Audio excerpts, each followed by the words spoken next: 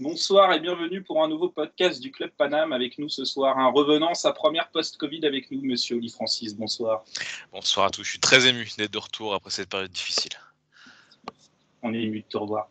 Et quelqu'un de très modeste qui vient de se définir il y a 15 minutes comme la quintessence de l'origine de la beauté dans le monde, Drayas. Ah, il détourne mes propos, c'est parce qu'il ne comprend pas la beauté, ce cher Basto. Bonsoir tout le monde. Donc on va évidemment revenir sur la victoire du PSG en Coupe de France contre Lyon au tir au but, une victoire au bout de la nuit et au bout de l'ennui. Doit-on être inquiet ? On va en parler tout de suite. On va parler un peu de positif. Est-ce que déjà vous avez vu des améliorations par rapport à Saint-Etienne dans ce match, Oli ? Des améliorations, oui. Principalement physique pour moi. Il y avait quand même des joueurs qui étaient mieux, d'autres qui étaient toujours à peu près à zéro, mais c'était quand même mieux ce point-là. Et puis une amélioration qui s'appelle Marco Verratti au milieu de terrain, qui a quand même apporté une plus-value indéniable par rapport au match aller. Après, pour ce qui est du reste, dans le jeu, on n'a pas vu beaucoup d'améliorations par contre, malheureusement. Seb, est-ce que toi, tu as vu d'autres améliorations ? Est-ce que physiquement, tu trouves le même avis que aussi ? Alors, il y a de ça a joué, notamment avec un joueur comme Neymar, qui on sent de moins en moins fatigué et de moins en moins dans la recherche de ce qui peut être agaçant chez lui. Après, je voulais quand même réagir par rapport à ce qu'a dit Oli, c'est-à-dire que des joueurs qui ne retrouvent pas leur physique, s'il fait référence à Idrissa Gueye, il a retrouvé son physique, c'est son niveau qu'il a toujours retrouvé, supposons qu'il l'ait eu un jour. Maintenant, il y a pour Oli, par rapport à Marco Verratti, j'aimerais étendre, il faut aussi mettre en avant Marquinhos et Kimpembe, qui sont les trois joueurs qui ont fait la grosse différence, qui ont fait qu'on ait pu avoir un jeu sans ballon qui était un petit peu plus cohérent. Alors bien sûr, comment ne pas revenir sur la prestation de Marco Verratti qui a été tout simplement stratosphérique. Moi j'étais limite pour le sortir à la mi-temps pour qu'il garde du jus, mais bien mal m'en aurait pris parce qu'il a continué d'étaler avec un peu moins bien, avec un peu moins brio en deuxième mi-temps, mais il a continué à étaler à un niveau extraordinaire. Mais je pense que c'est vraiment cette différence-là, c'est-à-dire arrêter avec cette hérésie du milieu Gueye Paredes, arrêter de mettre Marco Verratti sur le banc comme si ça c'était enfin la réponse. Et mettre à l'heure actuelle, Marquis à l'heure actuelle est nécessaire au milieu, Kimpembe est nécessaire derrière. On avait vu un Thiago Silva qui avait été excellent contre Saint-Etienne, mais Thiago Silva a cette particularité d'être formidable quand le collectif est très faible. Mais c'est pas lui qui permet au bloc de pouvoir remonter, qui permet d'avoir une petite assise derrière, chose que Kimpembe fait, même s'il fait quelques erreurs, mais pour moi, elles sont toutes complètement pardonnées. On va revenir sur le coaching, que ce soit au cours du match ou au début du match, donc avec notamment Kurzawa, latéral droit, un milieu à 3, Verratti, Gueye, Marquinhos et Sarabia qui n'était pas fort, qui va jouer à Atalanta très certainement avec les suspensions du Marais, qui n'était pas titulaire. Est-ce que vous avez compris sa compo de départ? Est-ce que vous avez compris son coaching au cours de match, Drayas? Au cours de match, il n'y a pas grand-chose à dire. Je pense que ça a été à la fois dicté par des bons choix et par des blessures. Mais en début de match, moi, c'était surtout Sarabia qui, à la limite, Kurzawa, tu pourrais tenter de l'expliquer. On a besoin de trouver des solutions sur les ailes, on est particulièrement dépeuplé. Mais cette lubie de vouloir mettre Di Maria à chaque match, alors que Di Maria a été mauvais à tous les matchs, je ne sais pas s'il a fait un bon match depuis la reprise, alors que Sarabia est clairement le joueur sur qui le focus aurait dû être, parce qu'on a vraiment besoin de lui, parce que contre l'Atalanta, ce sera lui et ce sera certainement pas Di Maria. Et le fait de ne pas commencer avec Sarabia, j'ai trouvé ça extrêmement dommageable, extrêmement critiquable et très difficilement compréhensible. Oli ?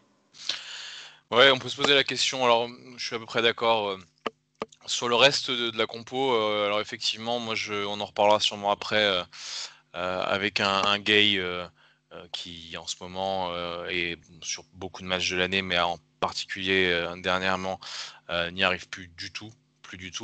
On aurait pu, j'aurais souhaité voir Herrera plus tôt au coup d'envoi. Heureusement, Tourelle a eu l'intelligence de mémoire de le faire rentrer à la 55, 56e. Donc du coup, on ne s'est pas trimballer un Gueye complètement à côté de la plaque pendant tout le match. Après, c'est vrai que voilà, Di Maria, pourquoi ? Bon, ça m'a pas traumatisé non plus, parce que je me suis dit qu'il essayait peut-être de gagner la coupe aussi, et il comptait sur Di Maria. Mais oui, la logique aurait voulu qu'ils mettent Sarabia qui avait besoin de temps de jeu. Après, est-ce que Sarabia jouera contre l'Atalanta? Ça va aussi dépendre de Mbappé. Hein. Il y a un truc sur lequel j'ai oublié de revenir sur la compo, c'est sur les choix au milieu, sur le fait de vouloir avoir 3 joueurs qui se caractérisent par le fait d'aimer jouer en étant derrière le ballon et d'en avoir aucun des 3 au milieu qui est un joueur qui aurait aimé être devant le ballon. Tu parlais d'Herrera là, mais par exemple, Herrera aurait tout à fait pu postuler à ce poste au milieu de terrain, surtout qu'un gars est en méforme constante en supposant qu'il ait un jour été en forme. Herrera aurait pu le remplacer très avantageusement au milieu. Là, on se retrouvait dans des situations où Marco Verratti devait tout faire, et comme il ne pouvait pas tout faire tout seul, on avait Neymar qui revenait, Neymar qui était fréquemment à jouer non pas en 8, mais en 6, littéralement en 6, et on se retrouvait à balancer des longs ballons devant, avec un Icardi qui est complètement hors de forme, un Neymar qui n'était pas là, parce qu'il était au milieu pour essayer de soulager un petit peu le milieu dans la remontée du ballon.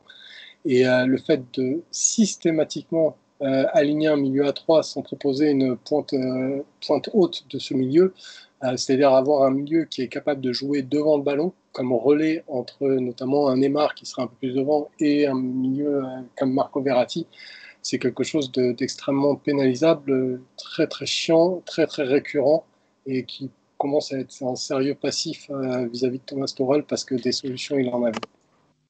Ouais, enfin, juste, Basto, après je te laisse la parole, mais il y a quand même un gros problème d'effectif au milieu de terrain, parce que des solutions, il en avait. Il y a Herrera. Alors Herrera, on peut dire ce qu'on veut à propos de Tourelle, sur le reste de l'année, il a quasiment jamais été dispo. Donc déjà, cette solution-là, tu peux quand même rapidement l'écarter. Et à Draxler. Et Draxler, on a l'impression que le foot pour lui, c'est devenu une option.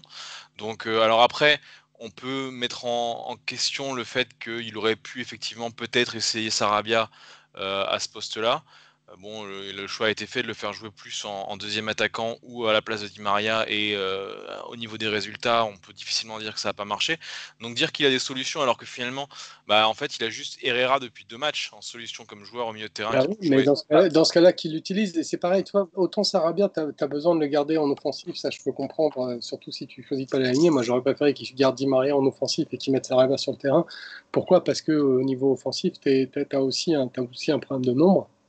Tu as aussi un vrai problème de nombre, mais là-dessus, on pourrait aussi parler par exemple de la gestion de Kalimuendo et du fait d'avoir préféré notamment s'appuyer beaucoup sur Choupo-Moting pendant les matchs de préparation plutôt que d'appuyer sur le Titi qui avait les dents qui poussaient.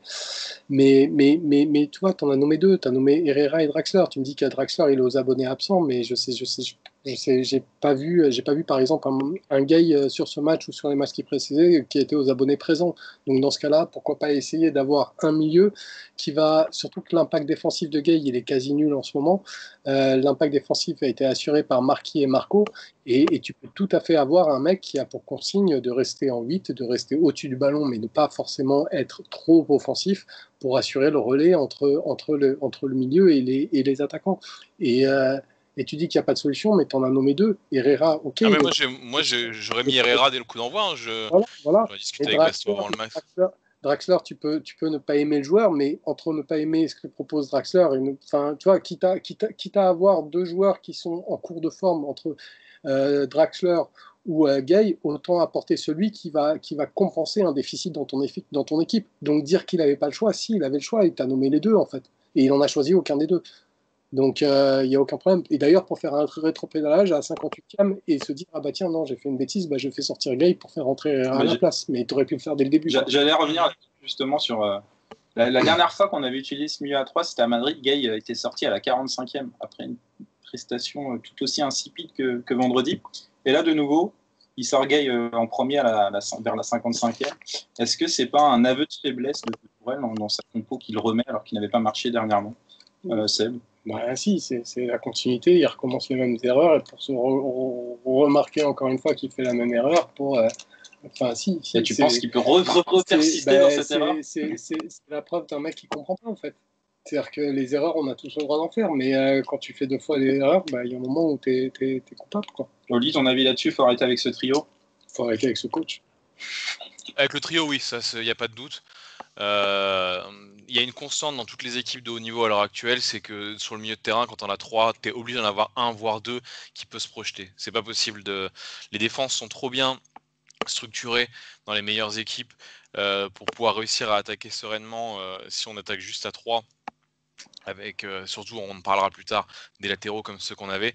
Donc Herrera, c'est le grand minimum au milieu. Pour moi, alors voilà, il peut se blesser à tout moment, mais là, on n'a pas le choix. Il sort quand même des prestations qui sont très satisfaisantes. C'est quelqu'un qui a l'avantage d'être très intelligent dans sa manière de jouer. Alors, c'est quelqu'un qui n'est pas non plus très résistant à la pression. Hein. Moi, pour l'avoir beaucoup vu jouer à Manchester United, c'est un mec qui peut des fois paniquer, mais c'est un mec qui, malgré tout, a des qualités techniques pour au moins faire le contrôle correct avant d'essayer de transmettre la balle, même si des fois il le fait un peu à la va-vite. Donc oui, non, mais définitivement, là on peut plus continuer avec Marquinhos, Verratti et Gay. Et d'ailleurs, les déclarations d'après-match de Tourelle laissent sous-entendre que Herrera pourrait être une option plus que viable pour l'Atalanta, ce qui serait une très bonne chose. Mais oui, il aurait dû. Je pense Tourelle a toujours l'espoir que Gay, comme il se réveille une fois tous les quelques mois sur des gros matchs, se réveille le jour où il veut le mettre. Et le problème, c'est que ça fait trop longtemps que c'est pas arrivé. Enfin, trop longtemps. Il fait un match retour contre Dortmund qui est satisfaisant malgré tout, notamment défensivement. Mais offensivement, il n'y a pas le compte.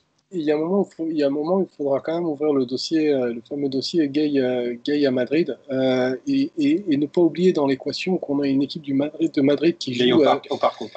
oui, qui joue sans dessous, qui a un espèce de boulevard immense avec une ligne défensive qui est trop basse et des milieux qui sont en permanence en train d'accompagner les attaquants, donc avec un espace d'une trentaine de mètres où les joueurs peuvent faire ce qu'ils veulent. Et c'est dans ce cadre que Gay a réussi à trouver 2 projections utiles. Alors oui, ces 2 projections utiles qui ont mené 2 buts, mais des projections, il n'en a pas fait 50 dans le match. Il en a fait 2 dans un contexte où il y avait un espace offert à volonté. Et tout le monde revient sur ce match de Gay pour justifier que le joueur est bon. Moi, j'avais vu le match et j'avais revu le match après coup. Et non, Gay n'était pas si fou que ça. Il avait juste un niveau moyen bon. Et il avait réussi à créer 2 décalages dans un no man's land qui était offert par le Real Madrid. Et il y a un moment où il va falloir arrêter de tout le temps vouloir revenir à ce match où soi-disant Gay a été extraordinaire. T'en parles avec les gens, t'as limite l'impression qu'il valait 10 sur ce match. Ce n'était pas vrai, il valait 5,5, 6. Alors là, je suis pas du tout d'accord avec le 5,5, 6 de Gay contre le Real Madrid. Déjà, il était beaucoup plus propre techniquement que ce qu'il a été depuis depuis ce match-là. Alors c'était très probablement, et on le voit maintenant, une surperformance, mais il faisait des contrôles qui étaient relativement fluides, il faisait des transmissions qui étaient fluides, on l'a même vu faire quelques passes un peu allongées, aériennes. Tu peux pas mettre 5,5 à Gay sur le match contre le Real Madrid. J'exagère sans doute, mais il y a un moment, il faut aussi exagérer dans le sens par rapport à la majorité des gens qui exagèrent pour dire qu'il valait 10 sur ce match, moi, je vais être le cas. Je vais être un peu entre vous deux. Moi, j'avais dit ce soir-là que Gay était en surchauffe pour l'avoir pu jouer à Everton, je lui avais donné 7 comme note, je crois, ce soir-là. Il y a certains lui donnaient 8, ça me choquait pas non plus. Maintenant, il y a un truc qui m'embête, c'est quand on prend comme match référence un match de poule, surtout qui est un premier match. Je crois que c'était le premier match sur les 6.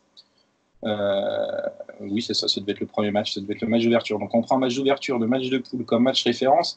Déjà, quand c'est les supporters qui le font, ça m'ennuie, mais si en plus Tourelle espère revoir le niveau de Gay en s'appuyant sur ce match-là, c'est-à-dire qu'il s'appuie sur un match de poule, ça me pose énormément de problèmes. C'est qu'on ne peut jamais prendre un tel match comme un match référence. Non, après, là, de toute façon, ce qui s'est passé depuis fait que Madrid ne peut plus être un match référence. Après, contre Dortmund, au retour, il a eu quand même l'avantage, si offensivement il a été relativement absent, d'avoir été très précieux défensivement. Mais là, le problème, c'est qu'il est précieux ni offensivement ni défensivement parce qu'il est juste pas dans le tempo. Il est en retard, il galope après les mecs.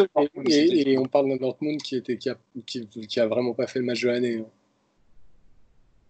Oui, après, si à chaque fois qu'on non, une équipe. Non, mais il y a un moment où tu aimerais bien voir pour un joueur qui, soi-disant, a produit des performances exceptionnelles, de voir des performances exceptionnelles face à des équipes qui proposent une réponse qui est cohérente sur le terrain. Si à chaque fois le mec il est capable de proposer des performances exceptionnelles, chose que je remets en cause, contre des équipes qui sont en train de balbutier leur football. Et j'exagère un tout petit peu pour Dortmund, j'exagère pas du tout pour le Real, mais pour Dortmund, le Dortmund à l'aller et le Dortmund chez eux, c'est vraiment pas le même que le Dortmund à l'extérieur, on a pu le constater. Ben, il y a un problème. C'est qu'il y a un moment où tu n'as pas recruté un joueur qui ne peut être bon que contre les mauvaises équipes. Il y a autre chose, c'est autant Gay et Paredes, individuellement, ont fait un match contre Dortmund retour qui était plutôt correct, même s'ils ont chacun eu plutôt une mi-temps haute et chacun une mi-temps faible, mais le duo ensemble ne fonctionnait pas tellement. Et Tourelle s'est appuyé notamment contre Saint-Étienne en disant ce milieu a très bien fonctionné et je leur donne ce cadeau en les remettant. Mais collectivement, ensemble, c'était déjà pas fou contre Dortmund. Je ne sais pas ce que tu en penses, Oli. Non, c'était pas extraordinaire. Je trouve globalement que les performances de Paredes sont terriblement surévaluées à chaque fois qu'il met un coup de coude à un mec. Gay, offensivement, il n'y a pas eu grand-chose contre Dortmund. Il y a eu très peu d'interactions entre les deux. Après, quand tu enchaînes quelques matchs, que tu as 2 finales, dans la gestion du groupe, si en plus tu t'estimes que tu dois faire une rotation parce que tes joueurs ils peuvent pas forcément être, notamment ceux-là et les échos, malgré ce que Tourelle a pu dire en conférence de presse, vont beaucoup dans le sens, ça a été rappelé sur plusieurs podcasts.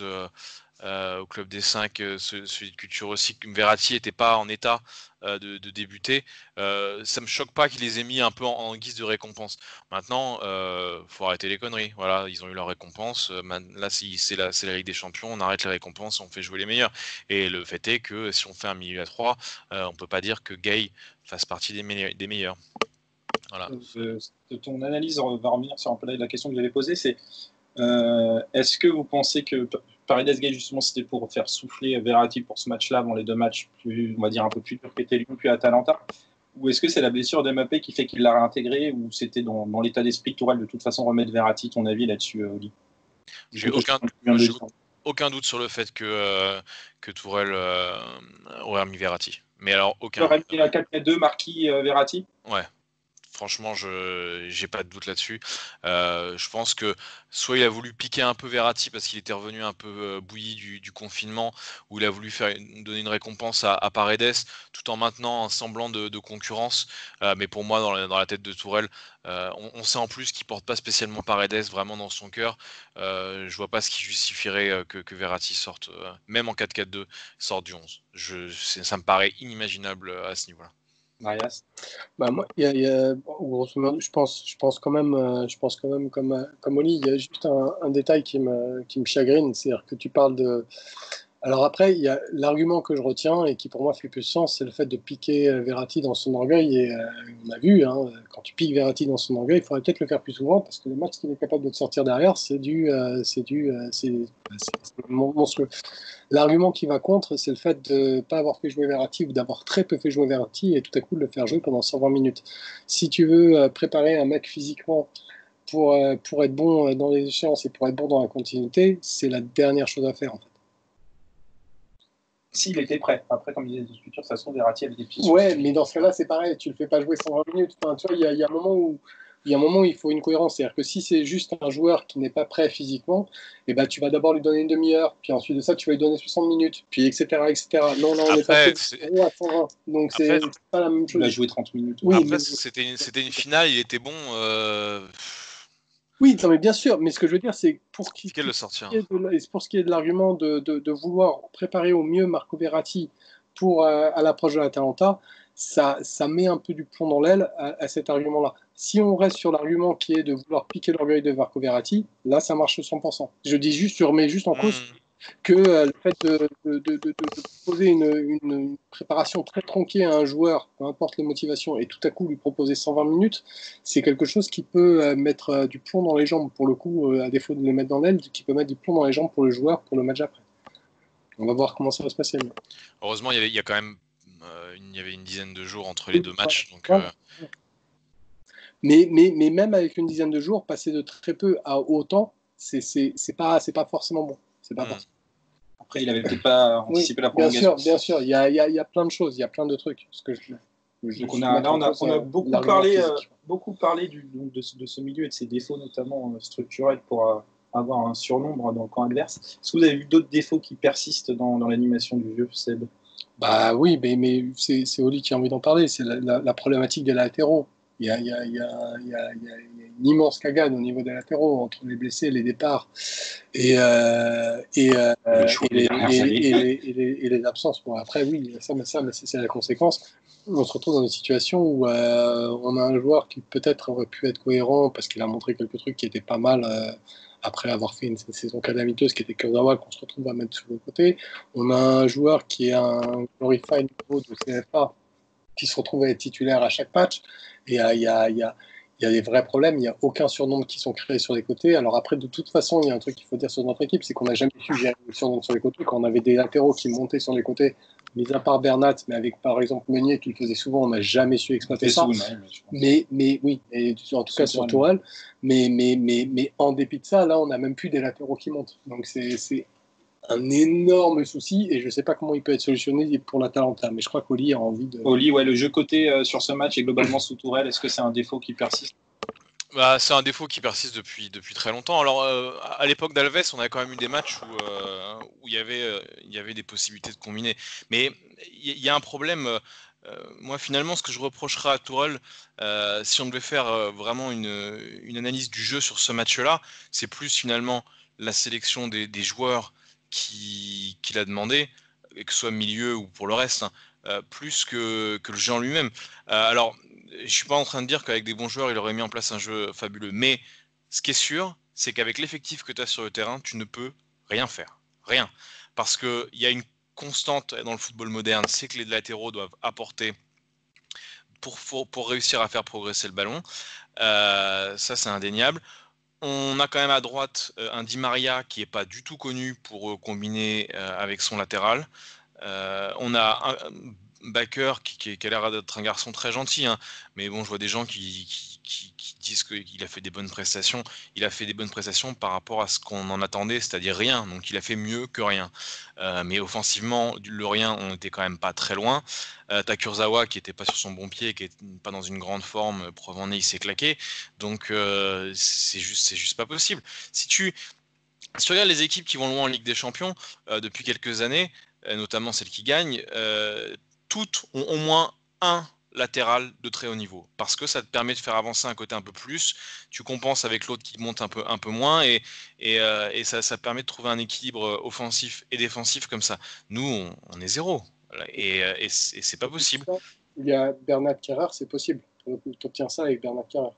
Ouais, Bernat Kerrer ou ce qui avait été fait à un moment où c'était un petit peu mieux avec je crois que c'était Diallo Meunier à l'inverse où Meunier était censé couvrir Neymar, Diallo était censé couvrir Neymar, Meunier montait un petit peu plus et c'était à peu près équilibré, mais il n'y avait rien de flamboyant non plus. Après ça tient aussi aux joueurs, c'est-à-dire que à droite Gay peut pas combiner, Di Maria peut pas combiner, on a Kurzawa à gauche. On a Neymar qui combine un peu avec Bernat. Hein, Bernat, ça marchait très bien. On a aussi Kerrer que Tourelle a demandé, qui n'est pas à droite un joueur qui va combiner non plus. Ouais. Je reproche plus le choix des recrues de Tourelle en fait. Ouais, moi c'est un peu. Par rapport à ce match-là, après, sur les 2 ans, on peut remettre en cause tout le jeu qui a été développé, même quand il y avait tout le monde. Mais là, sur ce qu'on voit à l'heure actuelle, c'est Tourelle et Leonardo et Enrique, hein, parce que c'est bien beau de mettre tout sur le dos de Tourelle, mais Leonardo, personne lui a empêché de dire non quand le coach a demandé des joueurs. Hein. Donc, et pareil pour Enrique, qui nous a refilé, a priori, si on en croit les rumeurs, Paredes. À qui on a du mal à donner un rôle aussi. Donc c'est je pense, une espèce de foirade collective sur le recrutement depuis un certain nombre d'années. On avait commencé le sujet Léo sur le dernier podcast, notamment en parlant qu'il n'était pas obligé de recruter ses profils, et notamment de donner des contrats aussi longs, c'est 5 ans RA, 5 ans Gay, je crois. Et j'avais posé la question de savoir si Léo était un homme d'opportunité ou qui avait une vraie vision sportive. Donc nous, on en avait répondu en disant qu'on ne savait pas trop, mais qu'on avait plus l'impression que c'était un coach d'opportunité. Toi, t'en penses quoi? Est-ce que pour toi, il a une vraie vision sportive, Léo? C'est un peu dur à dire. Dans sa première phase où il avait le chéquier illimité, c'était quand même relativement cohérent dans le recrutement. Là, il est là que depuis 1 an, il fallait pas se douter avoir un recrutement total sur une année. Moi, je l'attends énormément cet été. C'est là pour moi c'est ce mercato-là qui va déterminer si. Le Covid qui est passé par là, et que ça va être dur de le juger. Du coup, ça va être compliqué cet été parce qu'il y a un vrai impact au niveau des finances avec le Covid qui a redéfini certaines donnes. Même après, peut-être que maintenant, le fair play financier est moins une contrainte et ça peut rechanger les choses. Mais... Oui, parce qu'il y a Sancho qui va probablement partir à Manchester United pour plus de 100 millions. Il y a Osimhen qui est allé à Naples pour 60. Je pense quand même qu'on devrait pouvoir trouver 2-3 joueurs. Aussi qui claque à gauche, à droite. On verra, ouais, mais c'est l'Angleterre. C'est l'Angleterre. Mais regarde, on voit même en Ligue 1 des équipes qui vont recruter des joueurs de Ligue 2 pour 15 millions d'euros. Lorient qui a allé choper Gribic à Clermont pour 15 millions. Je dis juste que inévitablement ça va avoir un impact et ça rendra il y aura un impact, mais c'est vrai que les premiers transferts qu'on voit sont plus élevés que je le pensais par rapport à cet impact-là. Pour moi, le problème dans le recrutement des latéraux, notamment, c'est surtout qu'à droite, il n'y a personne à acheter. Quasiment personne. C'est ça le problème numéro 1. C'est un peu une question d'argent. C'est une question de qui tu prends là. Il fallait prendre comme Cancelo avant. Non, mais juste pour rebondir un petit peu sur Paredes et surtout sur Enrique. Paredes, j'ai l'impression que tu l'enfermes vraiment. Après, c'est sûr que c'est un joueur qui est plus limité et qui est moins intéressant, mais moi, je le jetterai pas à la poubelle directement. Et pour Enrique, moi, j'ai vraiment le sentiment qu'il y a eu une omerta, on a été victime d'un espèce de brainwashing où il a fallu qu'on mette presque 1 an et demi pour reconnaître que ce mec savait vendre, et Dieu sait qu'il a bien vendu. Et il faut se souvenir qu'il voulait installer un coach, c'était Georges Jesus. Il y avait une vraie logique. Il voulait Bruno Fernandes aller dans l'équipe du Paris Saint-Germain, qu'il a finalement récupéré pour Manchester United, qui est vraiment le profil qui nous manquait, l'archétype du profil qui nous manquait. Et je pense qu'Enrique, c'est un peu dur de le juger, dans le sens où c'est un directeur sportif auquel on a confié grosso modo une mission, c'était de bien vendre, d'assainir les finances du club. Mais on lui a pas donné les pouvoirs d'aller au bout, on lui a pas donné la capacité de choisir son coach, on lui a pas donné même la capacité de choisir certains joueurs, on lui a mis des vétos sur des joueurs qu'il voulait. Et je pense que c'est très dur de le juger, et j'aurais aimé, moi, qu'il ait plus de moyens avant qu'on se permette de le juger. En fait. Ouais, moi je suis pas tranché sur Enrique. Je peux tout à fait admettre qu'il a fait des trucs qui étaient satisfaisants. Je l'ai juste évoqué parce qu'il fait partie de ceux qui ont dit oui à des joueurs pour des sommes qui étaient déraisonnables. Parce que moi, Paredes, je veux pas l'enterrer particulièrement. Mon exaspération, elle est juste proportionnelle à la hype qu'il y a sur lui. Pour des performances qui sont pour moi moyennes. Maintenant, on l'a quand même payé une fortune. Est-ce que Paredes vaut 45 millions ? C'est vrai que pour sur les réseaux sociaux, on voit une hype sur Paredes qui est vrai qui est assez c'est la solution à tous nos problèmes. Paredes a des vraies qualités. Le seul problème, c'est que ces vraies qualités ont des vrais problèmes à s'exprimer à partir du moment où il y a un pressing qui est cohérent. Et à partir du moment où tu as Verratti sur le terrain aussi. À partir du moment où dès qu'il y a un pressing qui est un peu moins cohérent, c'est vrai que Paredes est capable, par des passes, d'offrir tout un tas de solutions qui sont très intéressantes. Mais c'est vrai, est-ce que c'est un joueur qui est taillé pour le plus haut niveau ? J'en suis pas sûr. C'est sûr. On sera un peu tous d'accord ce soir là-dessus. On a parlé du collectif, on a abordé un peu les perfs individuels, on va y aller peut-être ligne par ligne. Qu'est-ce que vous avez pensé de la défense ? Donc il y a eu la défense centrale et les latéraux. Seb, ton avis sur les 4 ? Au Navas, on va parvenir là-dessus, je pense. Ou tu peux parler de Navas, si tu veux. C'est parler de Navas. Sur Navas, il y a rien à dire, et surtout, on n'a pas le droit de dire. À partir du moment où un gardien est cohérent sur sa ligne et est capable de sortir des vrais arrêts sur sa ligne, et sur sa ligne est un vrai bon gardien, on n'a pas le droit de parler du reste, donc n'en parlons pas. On en parlera. Surtout pas des saucisses qui balancent quand il essaie de dégager. Mais en soi, c'est un vrai sujet. Tu veux un jour construire une équipe cohérente. Tu parlais du foot moderne dans lequel tu vois en Ligue des Champions des équipes qui ont minimum un latéral qui est très très bon.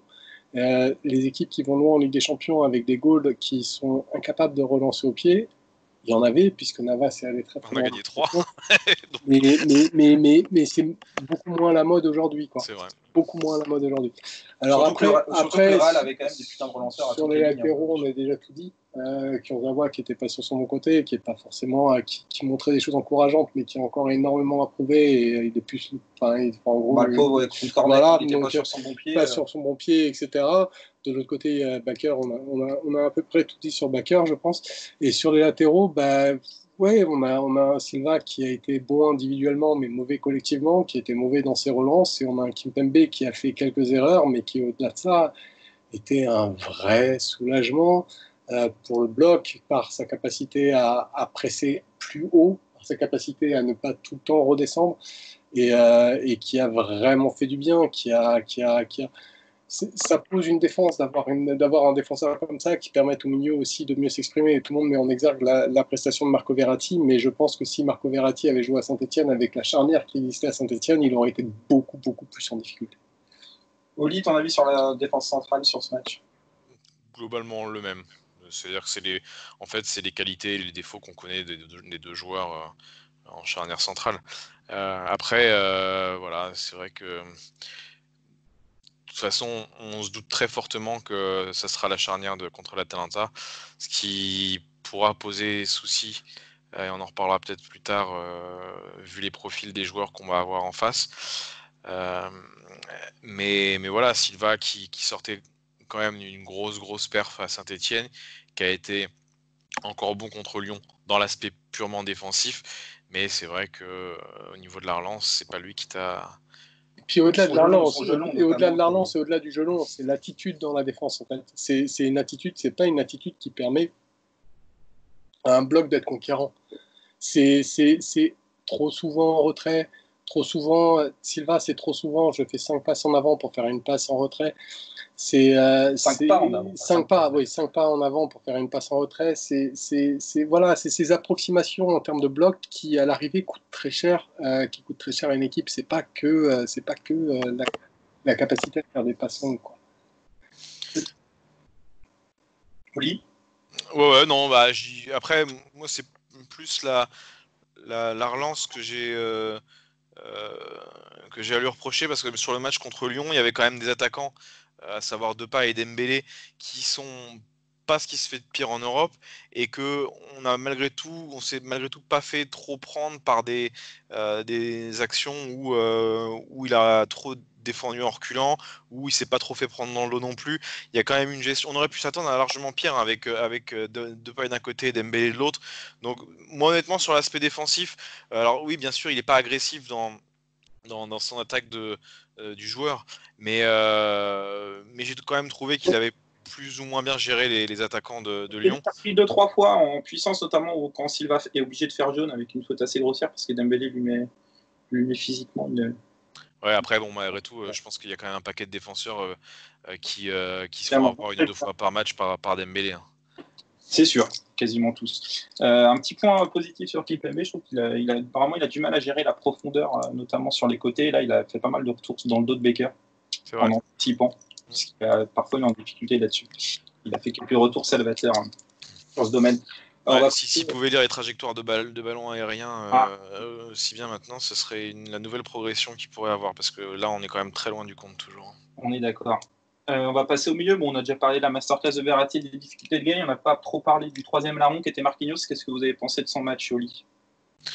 Marquinhos, quand il est un tant soit un peu en forme, et pour moi, c'est une des choses qui fait que on a 9 chances sur 10 de le voir à ce poste-là contre l'Atalanta. Il a une capacité à compenser, à lire les espaces, sauf quand le bloc est vraiment dans tous les sens, mais qui est très intéressante.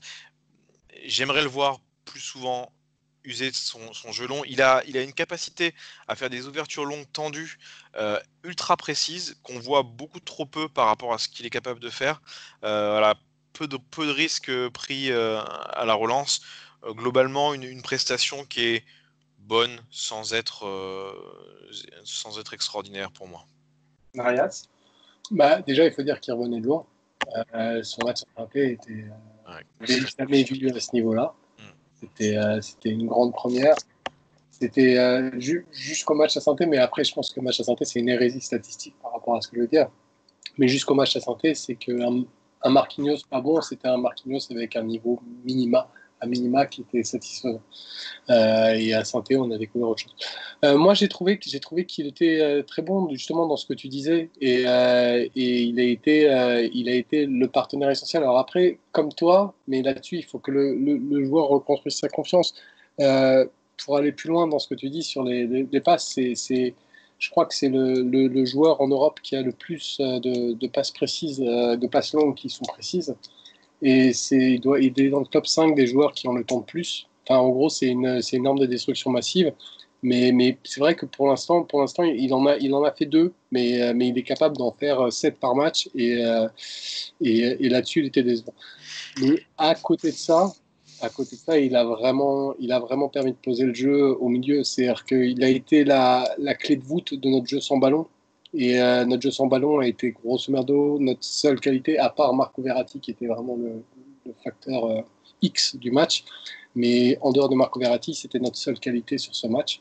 Et il a été la clé de voûte de cette qualité-là, donc j'ai quand même vraiment envie de le mettre en avant.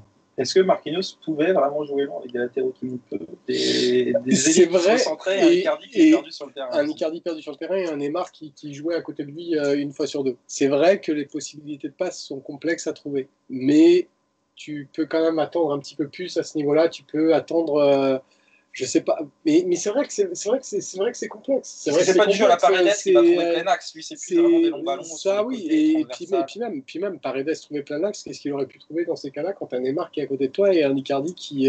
Mais on a trouvé contre Saint-Étienne. Mais il est capable, de toute façon, on le sait, il l'a déjà fait. Il a la qualité de pied. Donc, oui, bien sûr, mais sur les matchs auxquels tu fais référence, il y avait entre autres un Kylian Mbappé.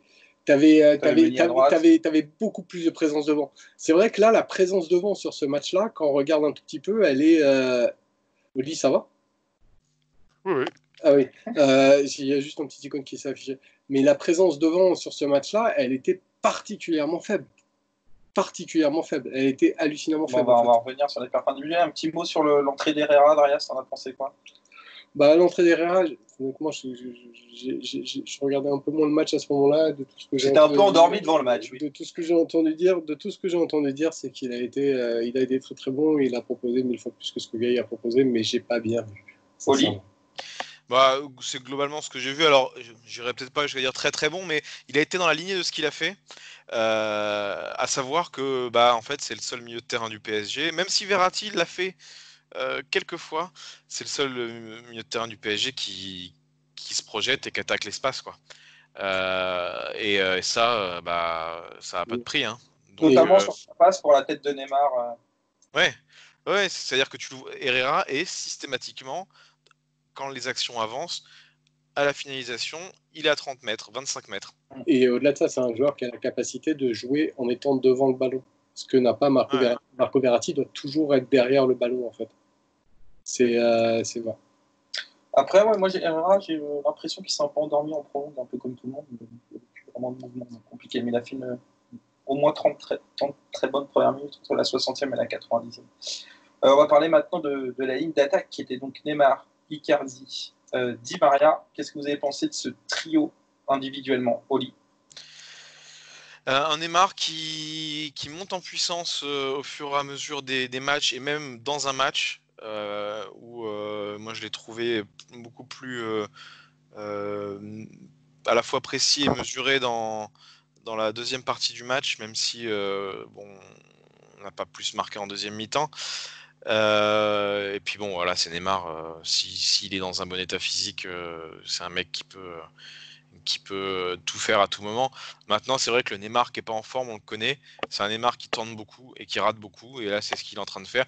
Je pense qu'il fait ça aussi pour se tester, pour se remettre sur la bonne voie. Et j'ai pas trop de doute sur son état d'esprit en Ligue des Champions.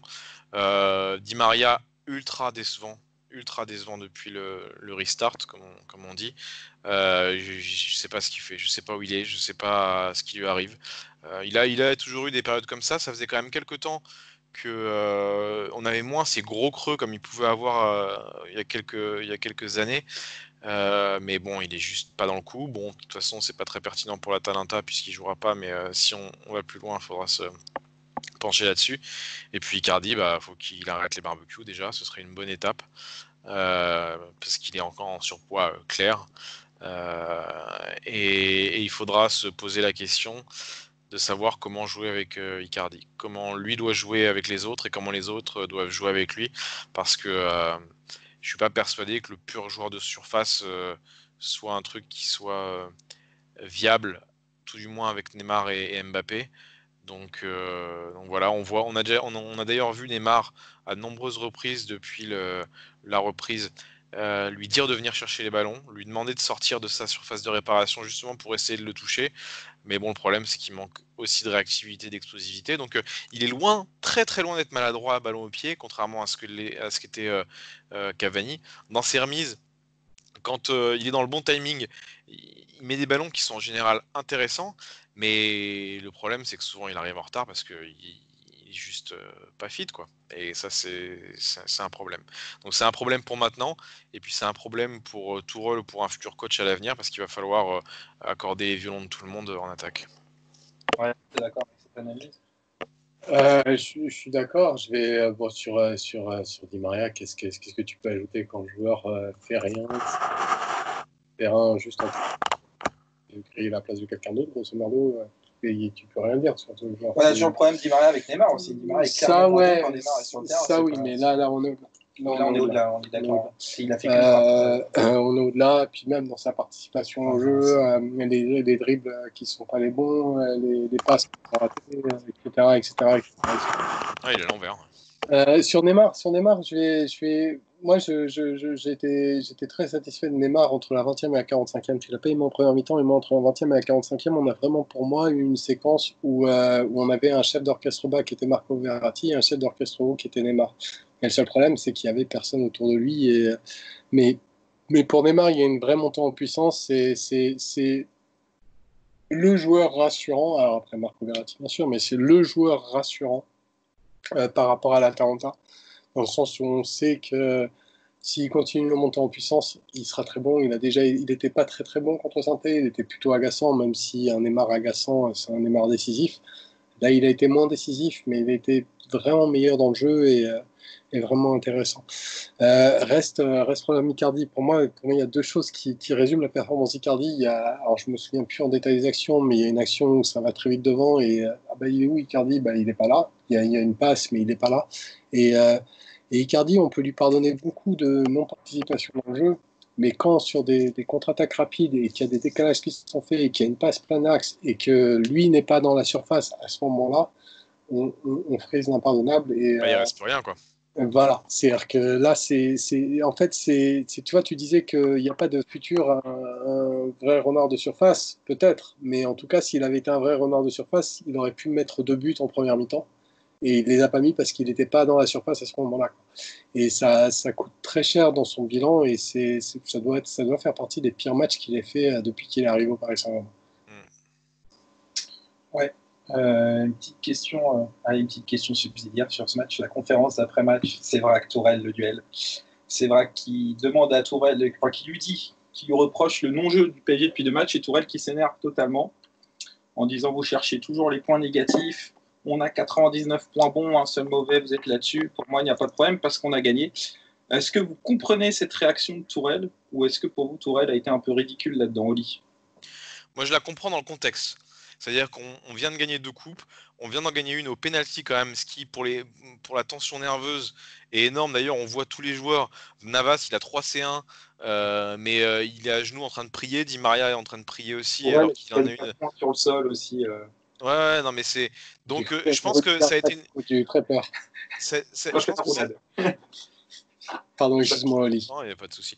Je pense que cette séance-là, alors c'est un terme qui est utilisé un peu à tort et à travers, mais pour la cohésion de l'équipe et pour finalement le côté c'est pas facile, on s'est arraché, on a gagné quand même. Pour le moral, je pense que c'est une très bonne chose.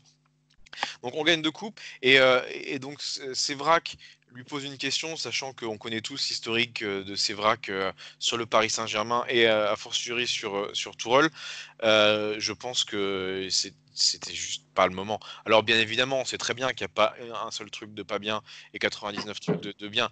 Mais qu'est-ce qu'il pensait Sévrac? Que Tourelle, après une victoire comme ça, à 10 jours de la Talenta, Tourelle allait lui faire une revue du match avec toutes les faiblesses offensives du PSG et lui dire ah bon bah en fait je pense pas qu'on arrivera à être prêt parce que j'ai rien foutu depuis 2 ans et ça allait pas se passer comme ça.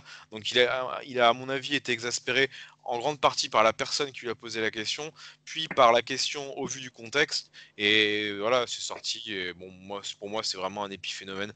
Ce genre de truc qui m'intéresse assez peu, pour être tout à fait honnête. Aya. Bah, Oli a dit beaucoup de choses qui sont justes. Je pense que la question est très mal posée et dans un très mauvais moment. Après, on peut quand même constater une chose, mais c'est pas sur la forme, en fait. Sur le fond, Tourelle a raison de répondre comme il répond. Sur la forme, il se plante complètement. Il paraît comme pleureur et c'est pas une bonne chose. Mais au-delà de ça, on peut étendre à la capacité de Tourelle à apporter des réponses quand on lui pose des questions de foot sur la manière de jouer. Et on peut constater qu'il n'y a pas eu de réponse en fait. On l'a présenté comme un master tacticien qui comprenait le foot 8.0 parce que 2.0 s'était dépassé. Pour l'instant, il m'a toujours pas montré qu'il était capable d'expliquer le foot 1.0. Donc voilà. Et cette déclaration s'inscrit dans une litanie de déclarations dont aucune n'est rassurante sur le pseudo supposé niveau de ce coach. Alors, quand tu dis sur le fond, je suis d'accord s'il avait répondu d'une manière un peu autre, en mode c'est pas le moment de nous poser cette question. Ouais, et puis avec un peu d'humour, avec un peu de distance, un peu de. Là, le fait qu'il réponde comme ça, c'est peut-être déjà qu'il est lui-même énervé par le fond de jeu, ça on peut le comprendre. Mais moi, quand il y a une phrase, quand il dit il n'y a pas de problème parce qu'on a gagné, moi j'ai l'impression de me prendre un crachat de Tourelle dans la gueule. Hein. Oui, mais il est provoqué aussi. Je vois des purges depuis 2 ans. Je suis désolé, j'attends pas une réponse. Mais il est provoqué par la question, cette manière de poser cette question-là à ce moment-là. Tu vas avoir des réactions comme ça. C'est une question qui est méga agressive si tu veux, dans la manière dont on va poser. Cette réponse, il aurait répondu je ce qu'il n'y aurait pas été, par exemple. Oui, mais bien ça, c'est une hérésie par rapport à ça. Mais si tu veux, il faut dire une chose, c'est que la question de Sévrac particulièrement particulièrement mal posée dans un particulièrement mauvais moment. Je suis d'accord là-dessus, mais faut le dire. Globalement, Tourelle en conférence de presse, il est mauvais. Oui. Mais après, moi, je prends le parallèle parce que j'essaie toujours d'être un tant soit peu équilibré. Si par exemple Tourelle fait la déclaque, sort Gasperini et sort les joueurs de l'Atalanta après avoir pris une pile de 0 en foutant rien du match contre l'Inter de Milan, tout le monde le trouve ridicule aussi. Dire que c'est formidable, ça nous a montré qu'il faut pas qu'on fasse ça. C'est très bien, une très bonne préparation pour le match contre le PSG. Quand tu vois le match qu'ils ont fait contre l'Inter, c'est risible aussi. Donc faut essayer de mettre un peu de perspective dans cette réponse-là. Voilà, après, je ne sais pas si on aura l'occasion d'en parler plus tard, mais pour moi, et à bien des égards, et pas simplement au niveau du résultat, l'Atalanta, c'est le match qui déterminera Tourelle au PSG. C'est un match qui a eu le temps de préparer contre une équipe qui va pas changer son style de jeu pour jouer contre le PSG. Si là, il apporte pas de réponse, on va perdre et il a des chances de se faire virer. Et le simple fait qu'il n'ait pas apporté de réponse sur un match comme ça fait qu'il méritera de manière irrémédiable de se faire virer et qu'on passe à autre chose. Tu viens de dire il sera viré. Adrien, c'est une réaction que j'ai eue aussi. Vu que j'ai mes mains occupées, je n'ai pas pu le faire. On a tous les deux mis nos mains en prière. Ouais, je sais pas, mais j'ai quand même tendance à vouloir que le PSG aille le plus loin possible avec des champions, même si ça doit nous. Pourquoi aller le plus loin possible avec Tourelle viré, je signe. Coach, il y a un moment, faut arrêter, en fait. Faut arrêter. Tu vois, t'as raison. Mais d'un autre côté, imagine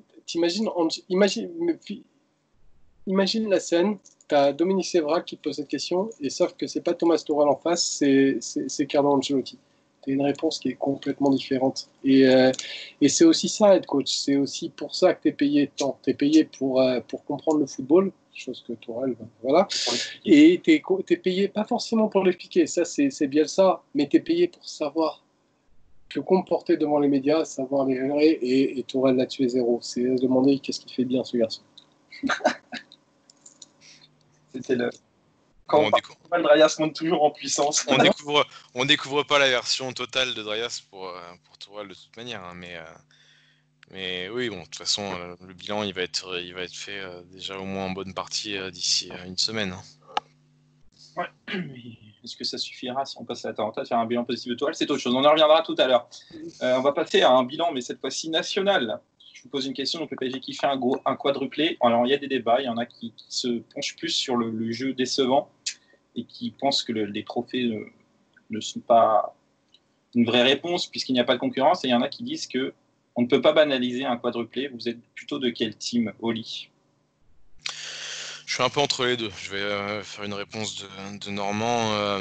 Je pense quand même que ces coupes, en vis-à-vis du contexte, notamment celle contre Lyon, même si finalement c'est la moins importante des deux, du fait qu'on les avait perdues, avaient un peu plus de saveur. Elles en ont eu encore plus au vu du contexte. Moi, honnêtement, pour la séance de tir au péno, j'étais vraiment pas indifférent au fait qu'on gagne ou pas.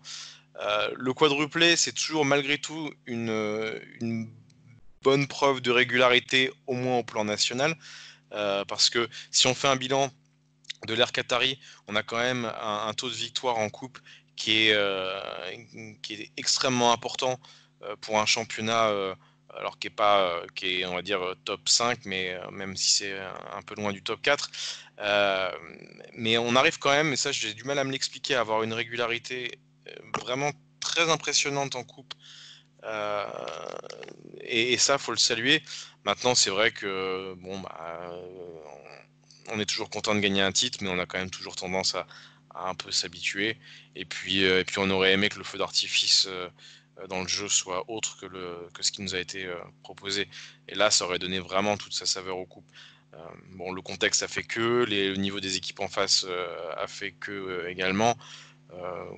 On va dire que j'aurais pas tendance à le banaliser, mais voilà, j'ai du mal à faire comme si on avait fait ça avec la concurrence de la première ligue, par exemple. Pour traduire ce que tu as dit, tu es en train de nous dire que tu t'es pas mis tout nu devant la fontaine. Alors, j'aurais pu, mais plus à cause de l'apéro que le match que je regarde en même temps. Là, ne nous regarde pas. C'est pareil qu'Oli, au fond. C'est-à-dire qu'à la fois c'est bien, et à la fois ça rien d'extraordinaire. C'est pas aussi tranché. Après, il y a quelque chose qui ne remplace pas les résultats, c'est l'absence de jeu, qui est malheureusement une constante depuis que Thomas Tuchel est là, en tout cas. Et ça remplace pas. Après, tu vois, tu as des arguments comme le fait que c'était la dernière Coupe de la Ligue, comme c'était, etc., qui font que... Compris l'OL d'Europe. Voilà. Maintenant, une fois que tout ça s'est dit, le vrai rendez-vous, ne nous y trompons pas, il est la semaine prochaine, ou dans 2 semaines, plus exactement. Et le fait de ne pas du tout être dans une logique de préparation de ce rendez-vous-là est quand même dommageable, en sachant que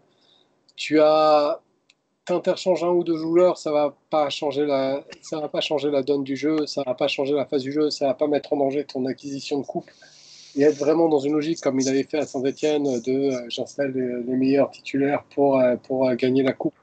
Il y a quand même quelque chose de dommageable dans le sens où il peut quand même s'autoriser à faire des tests, il a une telle avance, et de toute façon on a proposé un jeu qui était tellement indigent contre Saint-Etienne, donc faire autre chose, ça aurait vraiment pu être que mieux en fait. Et il y a un problème, c'est-à-dire que en soi, c'est vrai que gagner une coupe, ça reste important, mais bien préparer son équipe pour bien jouer, et notamment dans les échéances importantes, c'est pour moi plus important, et ça, il ne l'a pas fait.